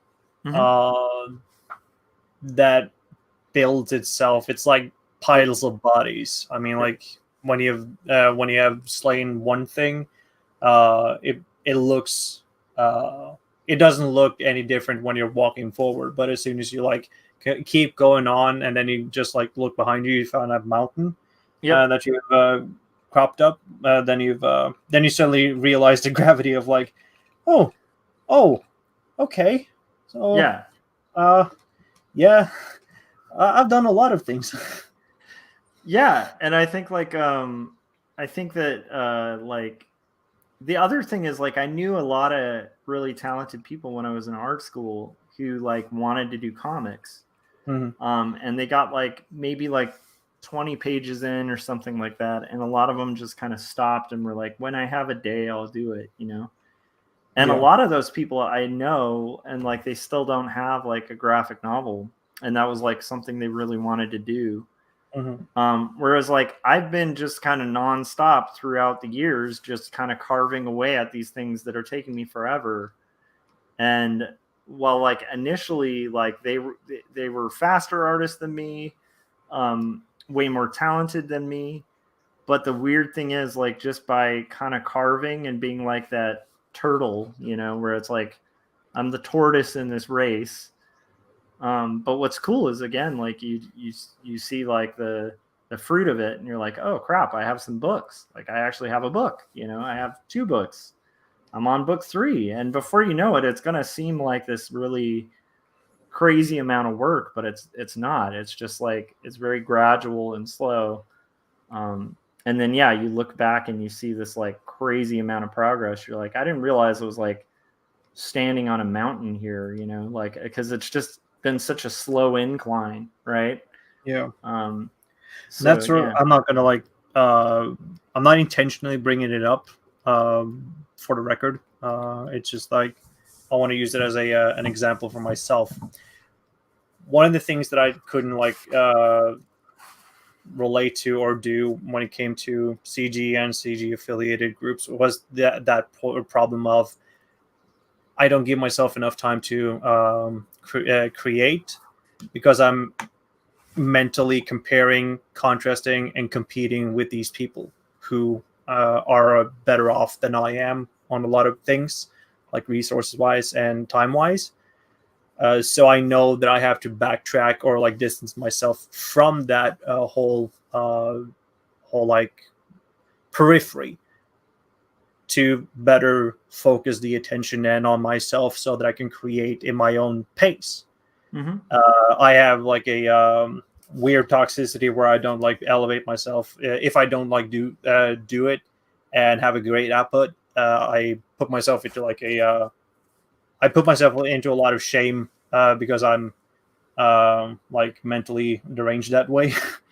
So That's it's only not like unusual. That's it's only actually like not made up in unusual. my head. Yeah, I know it's not unusual, but it's just like I don't feel like I should be doing it because I have a different business plan in mind and I have a different perception on most of the things that are within certain groups and all that stuff. So I have to like make my own path and Yeah. try to follow that more or less, so that I can um, find a balance of my output plus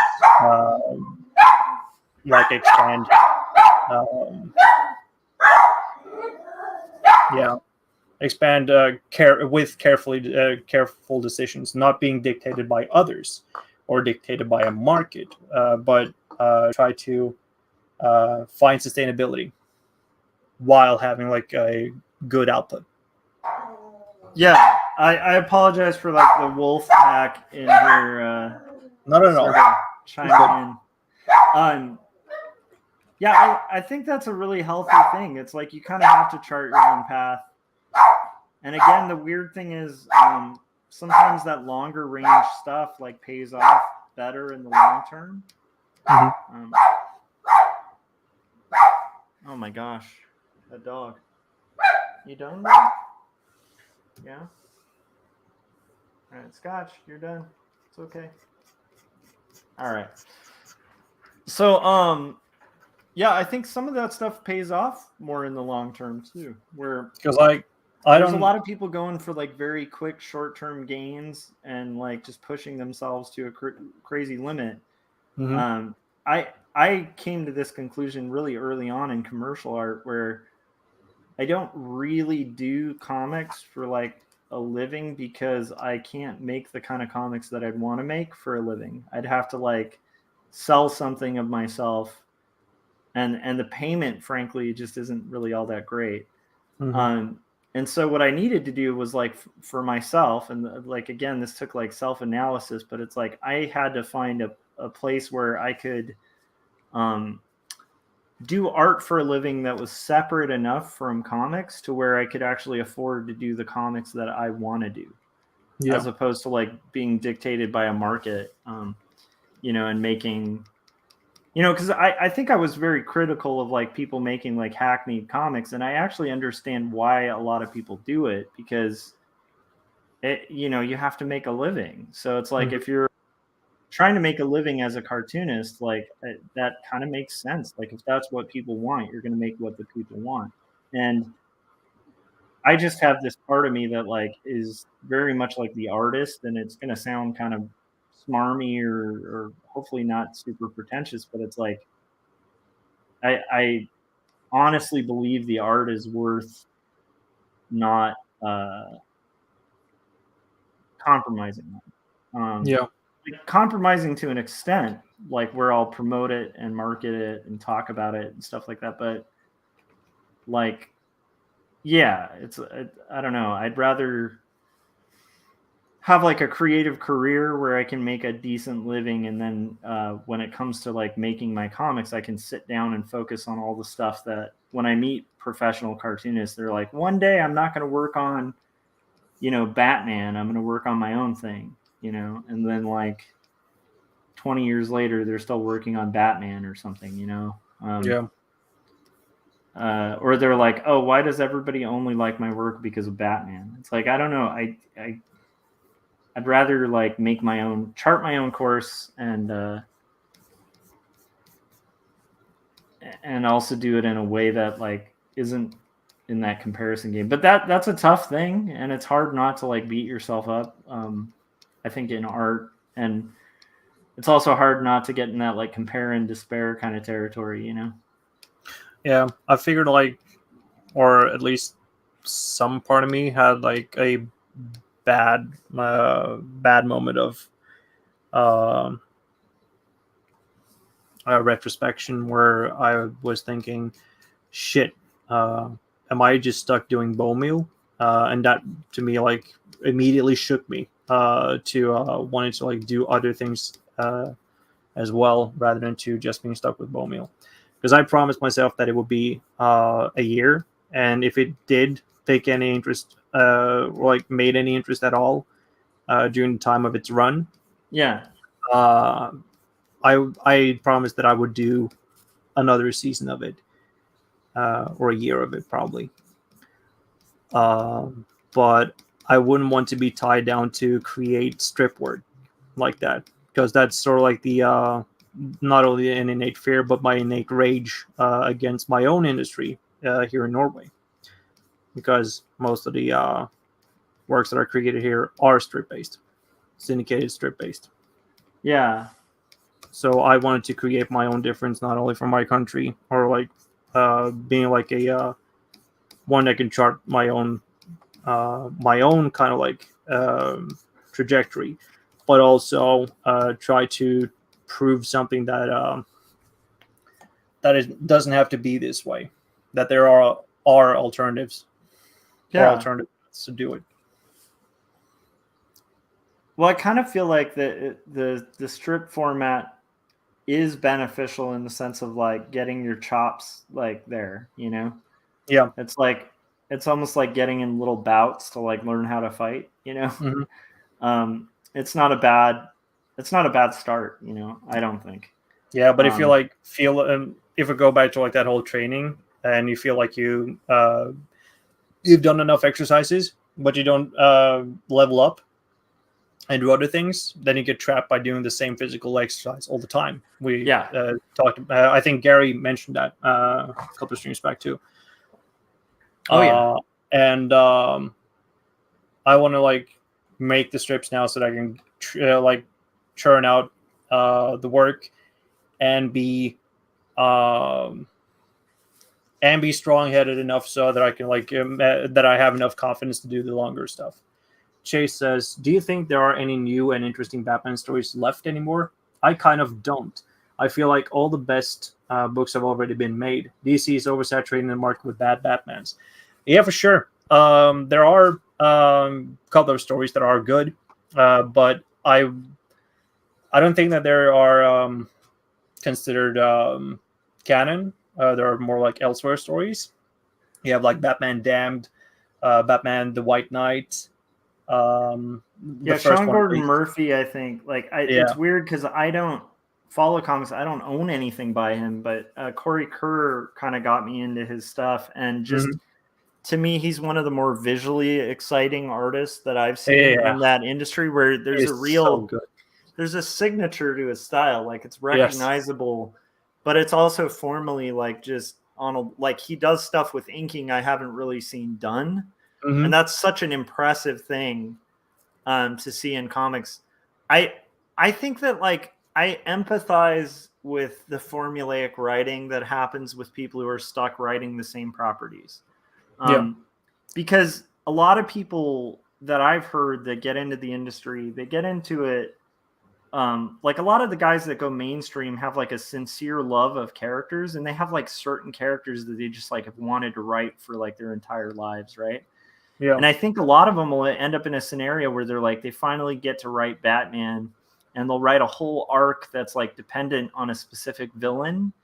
And then they'll find out from corporate, like, sorry, you can't use that villain. They're being used for this other thing. And so now they have to like compromise and kind of change up their story or their vision that they've wanted this job to do forever, because they have to service this like broader world. They're also like really beholden to like keep characters alive that frankly should probably be dead. They can't have real stakes to a lot of the stories, because again, like, you know, you're in a world where there's Lazarus pits and everybody can rise from the dead. And so it takes away one of the best tools a storyteller has, which is like your stakes. If there's no stakes to a story, like, you're really reliant on just like cool costumes, you know. I don't know, it's a tough thing, but it's like I think it's a hole in a problem that's existed in superhero comics for a very long time. I will say, you know, I still enjoy like a good you know, like superhero movie that's like tried and trotted territory, you know. So I don't think it's like a dead thing, but I find most superhero stories very boring. I enjoy them, but I don't like. Again, there's a reason I don't really write in that genre or like make stuff in that genre, and I'd struggle. I actually think it's a real challenge for people in that whole realm to like not just rehash Batman or rehash Superman or be like it's Superman but he's dark and evil, or it's Batman but he like rips off people's heads, or like it a lot of these comics like kind of will retread the same territory too, because a lot of the same powers of almost all the powers have been explored, almost all the stories have been explored. Yeah. Or But you could make I that like argument I for like the analogy storytelling of in general, you I know. like the analogy of the sandbox is too full. Yeah. And I do think, but then like it's a weird thing, and again I think it's such a shame that people aren't paying attention to all ages comics, because there's some really exciting things happening there. Like Hilda, I think, Yeah. on Netflix, and the original comic, I think that is a very unique world. I feel like I haven't really seen that vision of a world. It's using some fantasy tropes, but it's doing it in its own way. The style of it is really unique to that comic. It's like a very singular like artist's vision of well-trodden territory that is being headed in a new direction. And like I feel like that's completely possible for everyone. And I also would say I don't think that should dissuade anyone from doing superhero comics, because there's an old saying in writing about how like pretty much every story that could be told was written by Shakespeare. And so you can kind of break down any modern story, and you can pretty much like find the story arc in Shakespeare. I'll be right back. I just gotta go to the toilet. Yeah. So yeah, like I think that's something I would keep in mind, is like it's hard to really do anything new, and I think like you just kind of have to trust your instincts as an artist, that your spin on it, your version, your own authorship. Like, I'm doing autobio. I'm not the first person to write really openly about mental health, but I have to trust that like when I do the story, there's going to be something unique and authentic about it that is going to draw people to it. And I think that can happen with existing properties too, where a good example to me would be like Mandalorian. I think is like a really good I've been really enjoying that series, and I think part of what makes that series so great is you can tell the writers, the directors, the cast, the crew, the story artists, everybody involved in it like loves Star Wars, and they're just kind of authentically saying like, hey, this is like what we dig about Star Wars, and we're playing in this sandbox. But it's like, again, it's a hard sandbox to play in because a lot of territory has already been treaded on. But sometimes like the way to play in that sandbox effectively is to like just enjoy the game, and just like that enjoyment will naturally happen. I don't think like the creative hindrance is solely inverse or eternal. Yeah. But also like the external factors that comes into that as well. And it's not even the companies, but also what is being expected of from the audiences. Yeah, and, the fans too. Yeah. Having an oversaturated market of Batman should tell that the company is sort of like in a bit of a crisis of trying to having the audience still conditioned into not seeking other comics, and still trying to be relevant, in a sense. Although that it has to like expand into like these weird and wacky alternatives, because now Batman has sort of been like the staple iconography for DC, and they've been trying to exploit that now with webtoons and with Scholastic. So like every property that you will see that they're going to test on different markets is going to directly be Batman. Of course, it's going to be oversaturation as follows with that. Yeah, and this is where I also think it's important for people to understand that it's a business. So it's like, I mean, I'll just say as a creator, like if I started my own thing, right, and like one of my properties took off to where I didn't have to like work a day job or something like that. There was just one thing I did that was just so successful that it raked in just like millions, right? Mm-hmm. Sure, maybe I'll get into other endeavors, but when it comes to trying to make money, I will probably tap the hell out of that thing, whatever it is, to get that money, especially if I'm a corporation that has like, I think CEOs have a fiduciary duty to seek profit. And so it's Yeah. like, if you're like, if I got hired as like the CEO, I wouldn't want to be, but if I got hired as the CEO or like the president of like Marvel Comics or DC Comics, you bet I'd be exploiting the hell out of all those characters. If I know that just by having like a Superman emblem, Mm-hmm. it's gonna sell like 50 times faster than like some new idea. Of course, Yeah. you're gonna exploit that idea. That just makes natural sense. So it's like I don't think it's so much a case of a villain, because also part of the problem is the market. Like the issue is like they wouldn't keep rebooting like Spider-Man to just keep the rights to keep using this character over and over again if there weren't like massive amounts of people, including myself, who will watch almost every Spider-Man. Like it doesn't There's matter how also many times they reboot it. Like if there's an audience that like that's what they want, like that's what they'll deliver. I also think like there aren't any bad actors necessarily. Yeah. Although that the complaint can be levied against this person and that person for having like stayed the course, Yeah. which is sort of like a staple behaviorism in within like superhero comics and genre. Thing is, I think it's more of an outgrowth of something that was successful now turning into a problem. Yeah, and I And don't instances of that. and I'm mixed on it too, because I don't know if it's a problem for those companies, because again, I think it's more of like it might be a problem of the market too, because I will tell you this, I've definitely had times at a comic book convention Mhm. where somebody just has no interest in anything independent because they want Spider-Man or they want Superman.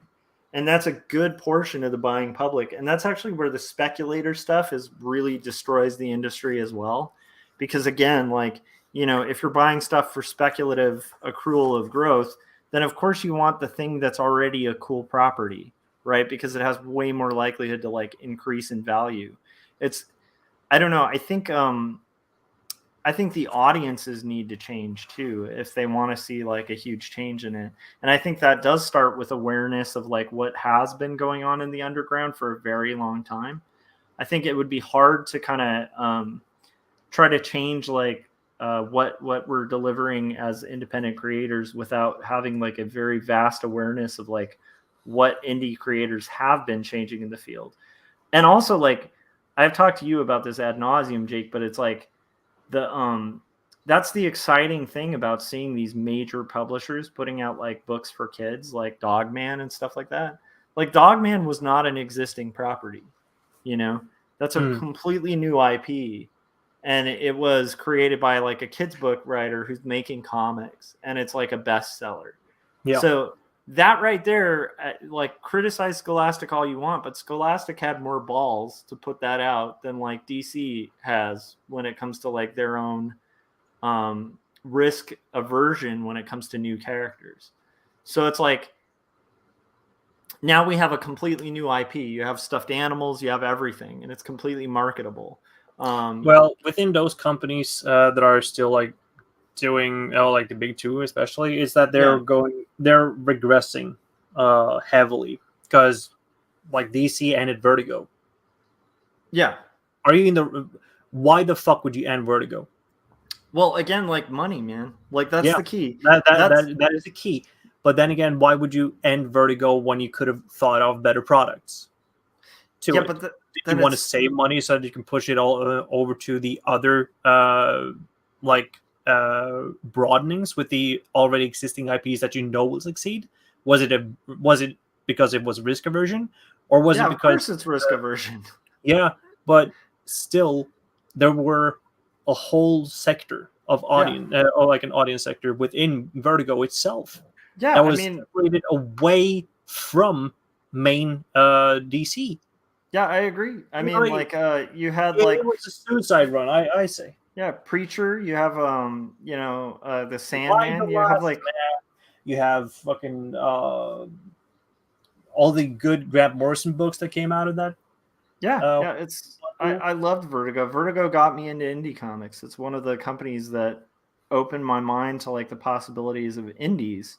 Yeah, I mean, but here's the thing, like, it's the market too, because unfortunately, whenever I go to a comic book store, I'm not often seeing like people just like seeking out new, cool, independent stuff.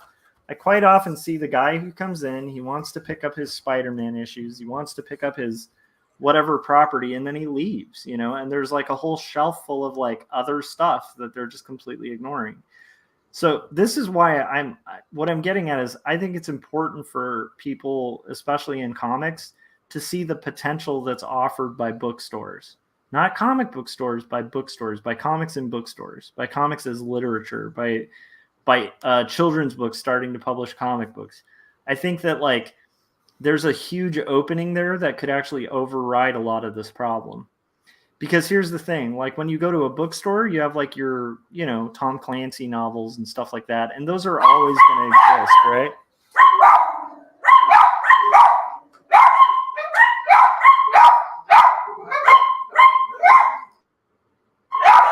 Oh my goodness, these dogs.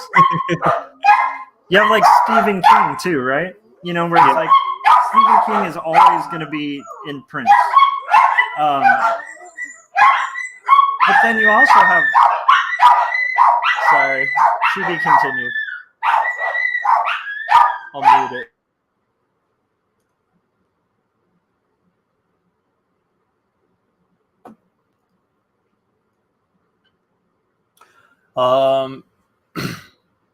Yeah, there will be like the names, like given names that will be selling, of course, the bestsellers and the names, but that's what they are. They're carried by name. And when it comes to comics, names aren't necessarily what springs to mind other than like characters. And that fronting character as a sales pitch is sort of like what is gravitated, what has created like this gravity well of being like too focused onto particular books. If it were to evolve, the medium at least, and the sales wise, it has to be introduced to a younger audience, because I don't chance on elder generations that are plus 20 or so to like experiment and broaden out the taste, unless they're open conscientious about it. Like me, who's like a higher end reader. You don't find types like me who just don't give a shit about where it came from or what level it came from, as long as it's good and has like an air mark of care in the story, at least. Yeah, and I think that's why it's like you build habit, but being in the comfort zone within that habit necessarily not necessarily, but it will propagate like that bad meme of like judging every other book that aren't like within your comfort zone being automatically bad, or just automatically disqualify them. Yeah, I think that I guess what I'm getting at is like the book world, like the literary world, is pretty good at having its like crazy Harry Potter books that are just like huge bestsellers that are always going to sell like crazy numbers, but then also taking a risk on like a Catcher in the Rye kind of book, or like a book that's like more literary in nature, or like a longer shot like fantasy book that may not be the main IP. Mm-hmm. And I think that that's why people really like, especially people who are interested in seeing the industry shift, needs to be excited and encourage the whole comics and bookstores thing. comics in libraries, comics in scenarios that have championed like a variety of stuff, not just like the one bestseller, right? Yeah. I Even feel if you like don't like it either, yeah, it's not you who are the problem, or like in the attention spot here. You're definitely part of it, but you shouldn't think of that it will be catering to you. Like yes, there are room for doing things that aren't necessarily for everybody, and that's the yes, whole point. That has also been the contention of why mainstream, at least like mainstream pop culture, has gone down the drain, is because it's catering to everybody and just being like stale, not being challenging at all, removing stakes and all that kind of stuff that makes compelling stories. yeah, No, yeah. more broadening does uh, should inherently be bound by challenging works, or at least works that don't satisfy other tastes or other Yeah, tastes. yeah, but I feel like True if I ever, diversity, in my opinion.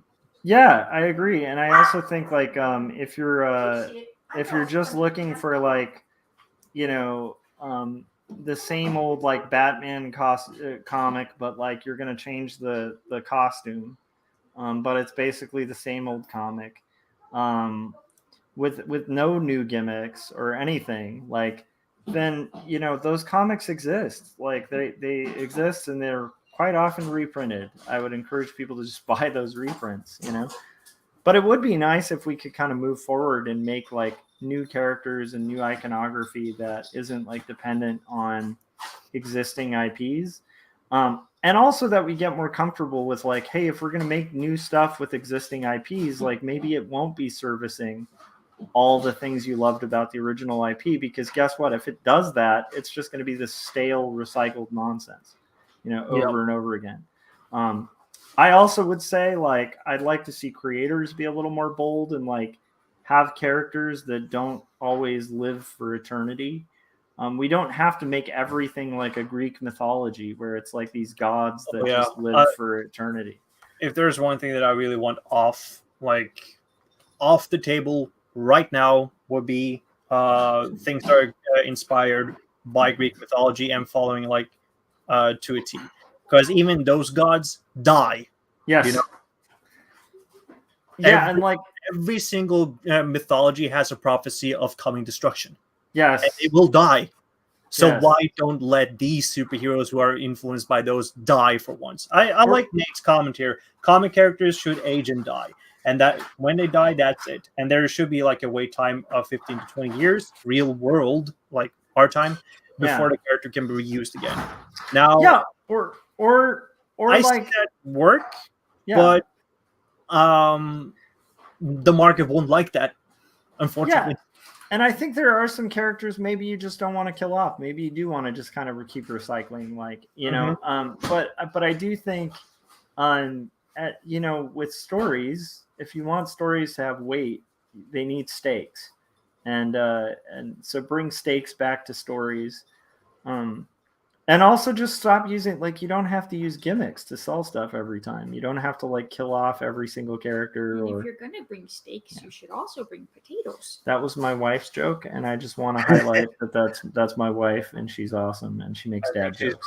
Right. The more substance, the better. Yeah, because I mean, if you're gonna bring steaks, you gotta also bring potatoes and sauce. Sometimes. Yeah, for sure. I mean, like A1 sauce is important. Sometimes you need to add a little barbecue. A red wine sauce would have been nice. Oh.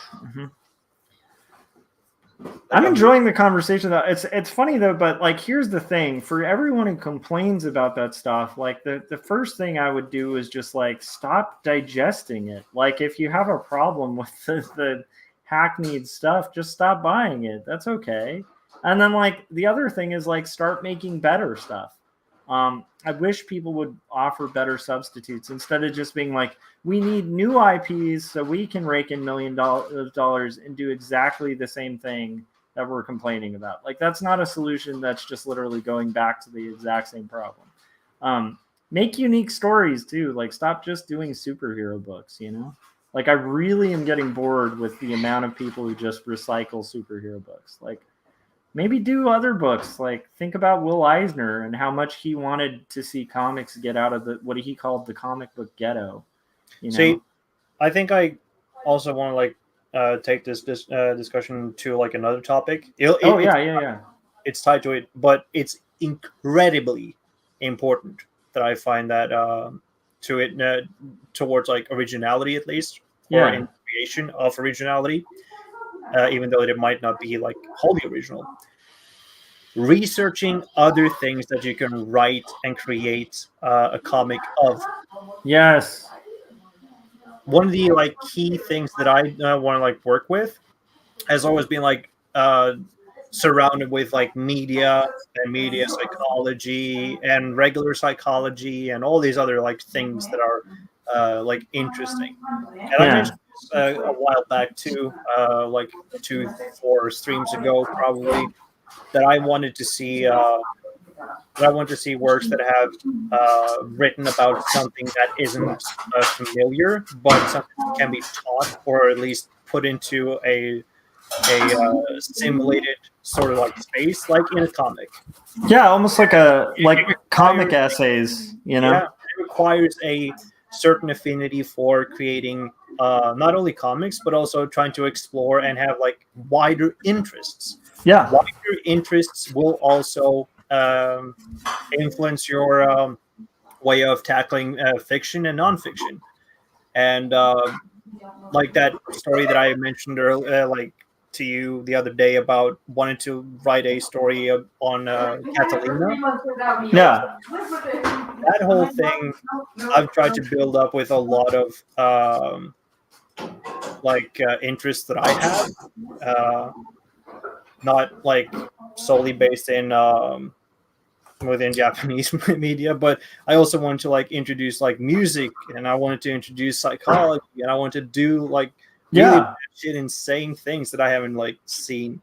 And also, I think you're touching on something so important there, which is like like why do Catalina? Because you're interested in Catalina. Like, you have these things that are outside of like other comics that you've read that you're interested in.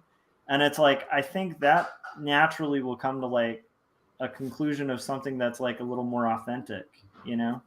Mm-hmm. Because again, if you're pursuing your interests, I think of like Walking Dead or whatever. People can criticize that book if they want, and I know it's like very overblown now, but it's like one of the things that was great about that book wasn't that it was like a unique book. Like, it wasn't the first book to talk about zombies. It wasn't the first kind of survival apocalypse type story, where it's like strangers lost in an island or like in a community after an apocalypse. But I think the way that writer just uniquely put his own interests into a book that made something new, even though it was something old. And I think like, I think that writer is really good at doing that with work, like where he'll take like even a gimmicky idea, but he puts like this love and interest that's uniquely his into his creations. And I think it makes for really compelling work, Yeah. Yeah. Like another work that I want to do is sort of like a eulogy style of. I know that I don't like the genre wholly, but I want to do like a eulogy type of comic within superheroes that explores failure or after failure. That would be cool. Every like mythology, at least, as mentioned, has its like doomsday. But what would happen if some part of those like mighty figures survive, and put that into like a post-apocalyptic eulogy, but also be about a wider discussion that is founded or based within comics history, particularly in the US. Yeah, that could be cool. Like using different characters that are representative of some time or era or psychological stasis or permeation. I love came that. at the time. Like the earlier iterations could be like superheroes who even the explanation of their powers are like really improbable and unbelievable, where you're just like, well, I mean, how would he lift this? Think of an ant. They can lift 3 times the weight or 10 times their weight. That's how. And it's like, but they're not an ant. Doesn't matter. Sorry. I love So old hat superhero comics are so fun when they yeah, they sort of like one of the characters that I want to do, he's definitely like Silver Age, both in like mannerism and like ideal, and in the way of conducting things. But that character will have children who are more representative of like dark, gritty '80s comics and underground, sort of like it. manifested. And I want to like bring all these things and like try to bring up a discussion of where comics are going, because everyone seems to have a fit or a crisis of where the industry is going to be heading in for some reason. But I want to try to put it into a simulated like narrative Yeah. that unveils a lot of the issues and the ongoing problems about like dealing with the matter of not being relevant or not being as viable, and the proliferation and expansion and evolution of things. Like comics, they are still kicking it today. It's just in other forms, and that's always been the case in that it adapts to a new medium or adapts to a new format. I And love that idea. I'm sorry, this I is want like to put that into like in. I want to put that into I'm that. having a visual picture of like these kind of older like Silver Age and Golden Age heroes who are almost like clinging to a past that has changed, Yeah. unable to sort of accept like even like positive progress, and are sort of like trying to like almost like revert to like their golden age. Mm-hmm. And then you have these newer characters that some of them, could be totally easily criticizable, but then some of them could be like the coolest new innovations ever with like new powers and like new that I'm sorry, that's a really interesting angle to a superhero story. I had never really considered like doing that as a metaphor. That's a really cool idea for a superhero story, honestly. Yeah. Maybe it's been done, but I haven't seen it done. Yeah, that might have been done or have been attempted, but like for my execution, how I wanted to do it, I wanted to be like, um, I want to put all my grievances within that book. So, Yeah. like my commentaries are being like put into a into a into an artistic piece that could have been sort of like a discussion. Hey, there's a crazy idea. Like, make good art and have that talk about your theories. I love that idea. I wish more people would do that. But that's my kind of like thinking of and like way of seeing comics and creating comics. Like that's my like adjustment, and that goes into like my other like thinkings and approaches to things as well. And whenever I look and see like different creators, I always try to like find that piece of myself within other creators too. I think that's also a reason why I had like a big attraction towards Grant Morrison's work, because not only Morrison but also name just blanked out now, Warren Ellis, because he definitely can tell what they are inspired of and what they find intriguing and trying to like unravel. Yeah, I think one of the things that was great about a lot of their early Vertigo work, I want to throw Gaiman in there too, because I think he has a definite like viewpoint and ideas that are kind of complicated, where like anybody who's read The Sandman, and I'm kind of excited, I hope they do a good job with the series, the adaptation of that for like Netflix. That's going to be pretty rad. Hopefully. Hopefully they don't butcher it. I won't hold my breath on it. Yeah, I'm mixed on it because that's a really high bar. Like that's one of the better series in comics, so it's going to be really, honestly, it's going to be a really high bar to meet if they can.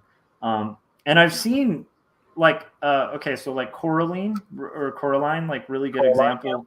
Yeah, really good example of a very good adaptation of a Neil Gaiman story. Yep. For every Coraline though, there's like 20 failures that I've seen. So like I think even what was it, like Mirror Mask or something? Like there's a couple movies where it's like a noble attempt, but it's just kind of a kind of interesting failure at like adapting. Anyhow, my point is, even in Neil Gaiman's like Sandman, I thought that did a lot of superhero stories in a really unique way. Mm-hmm.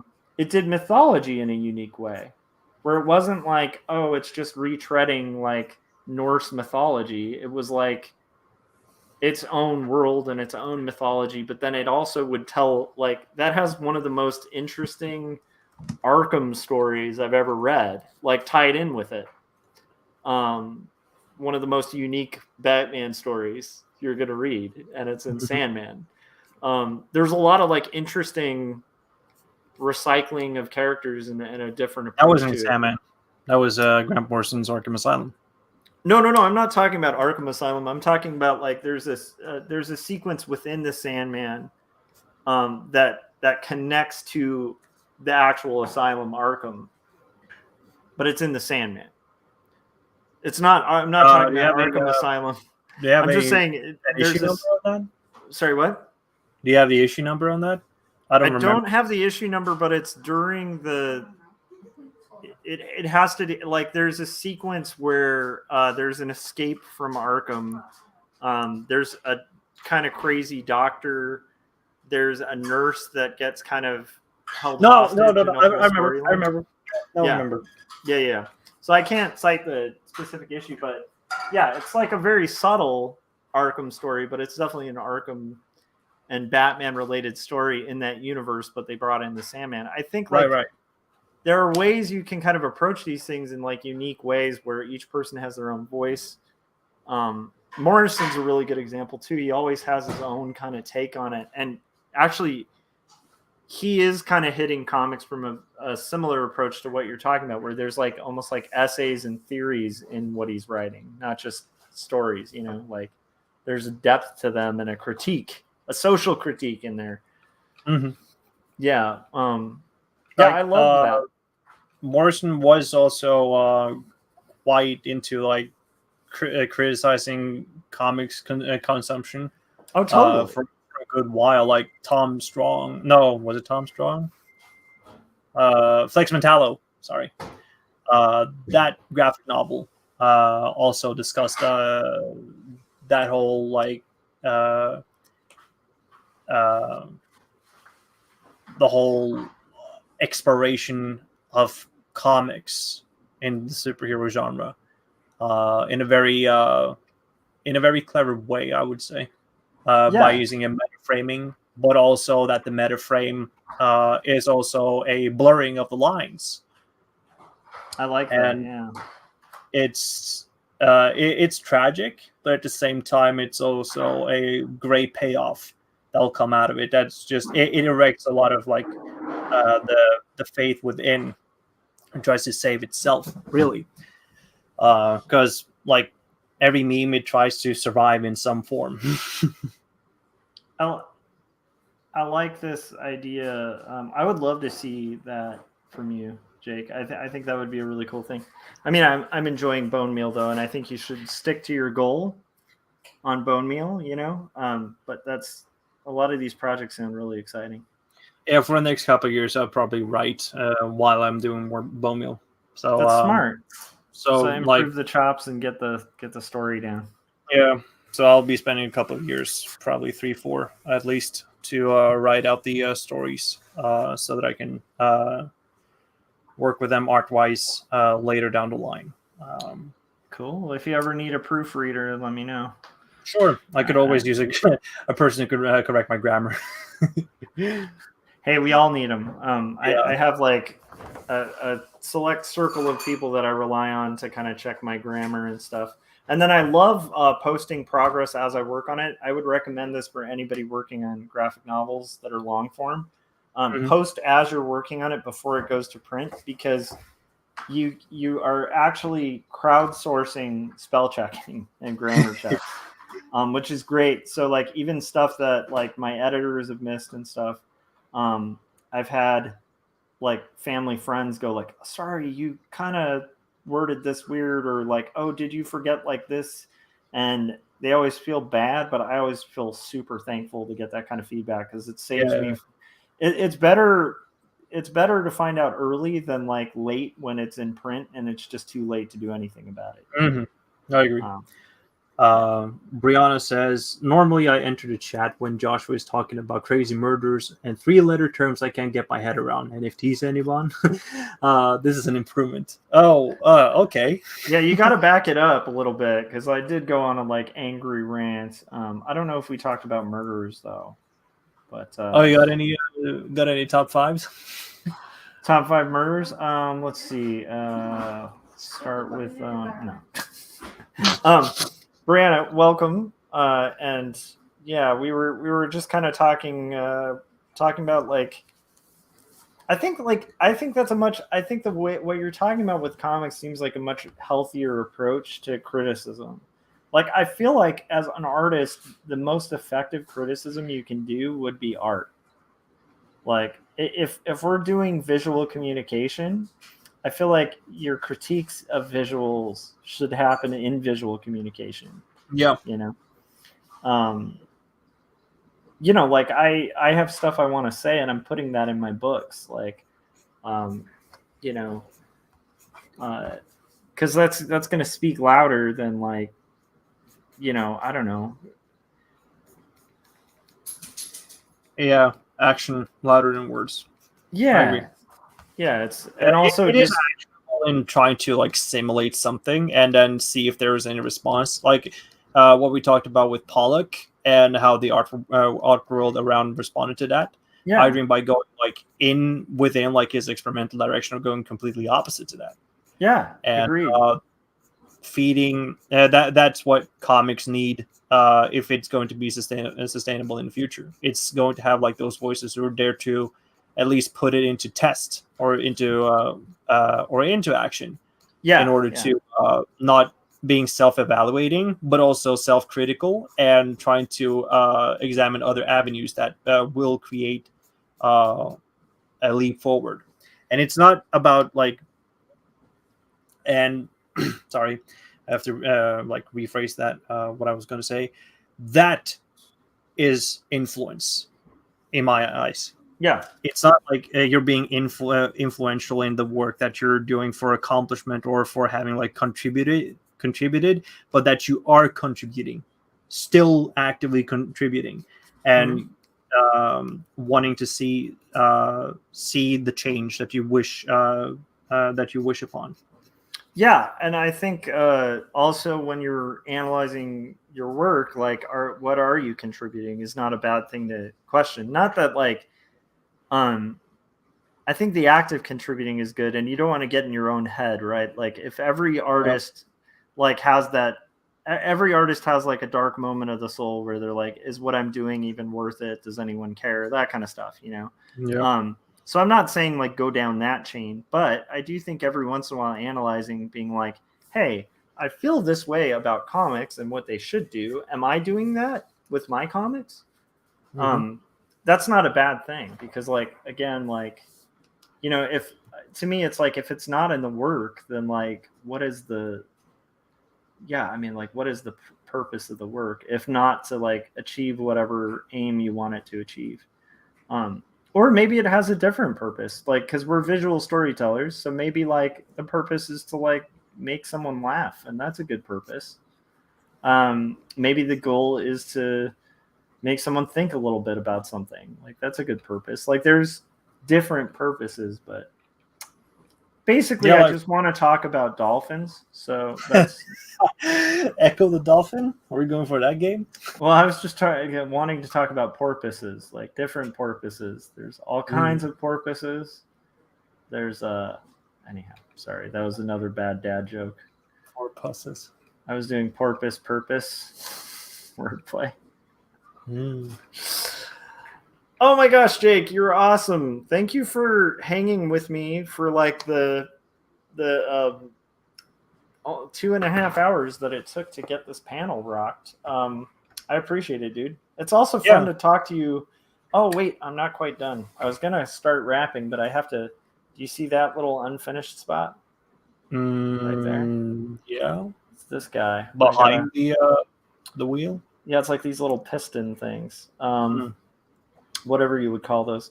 So, while I'm kind of wrapping this up, why don't you let everybody know where they can find your work and all that fun stuff?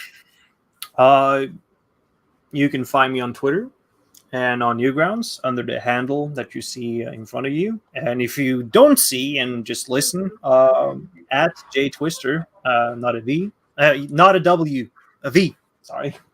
And you can catch Bone Meal being uploaded weekly on Fridays at 3 p.m. CT on Newgrounds.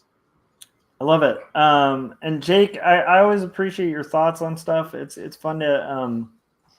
I like that you're a deep thinker, and I also will say, with all the contentiousness and craziness toward your area of the world right now, I would. I hope you. I wish you safety, and I just hope everything stays somewhat civil down there, man. I'll hope that I don't have to beg for green cards soon. Yeah, I was gonna say but yeah, and I will say if people out there have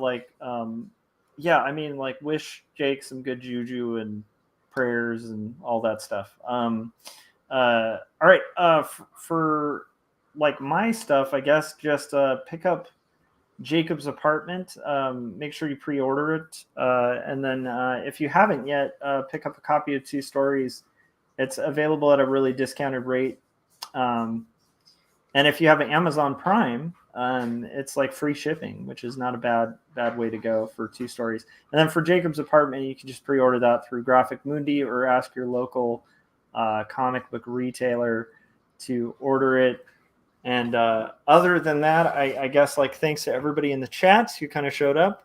And it's always super fun. I appreciate the community here, and I do like that pretty much there's one common thread that seems to unite the people in our direct circle, which is we make comics, we love comics, and most of us practice what we preach and actually just are constantly making stuff. And that's the important thing. So, all right, guys, have a good night and or day, and I'll possibly see you guys on another live stream. But I do have to go do lunch, shower, do some freelance illustration work, and all that fun stuff. But I'll probably be on again shortly, and I will see you guys next time. Bye. Bye-bye. Well, thanks, Jake. That was fun.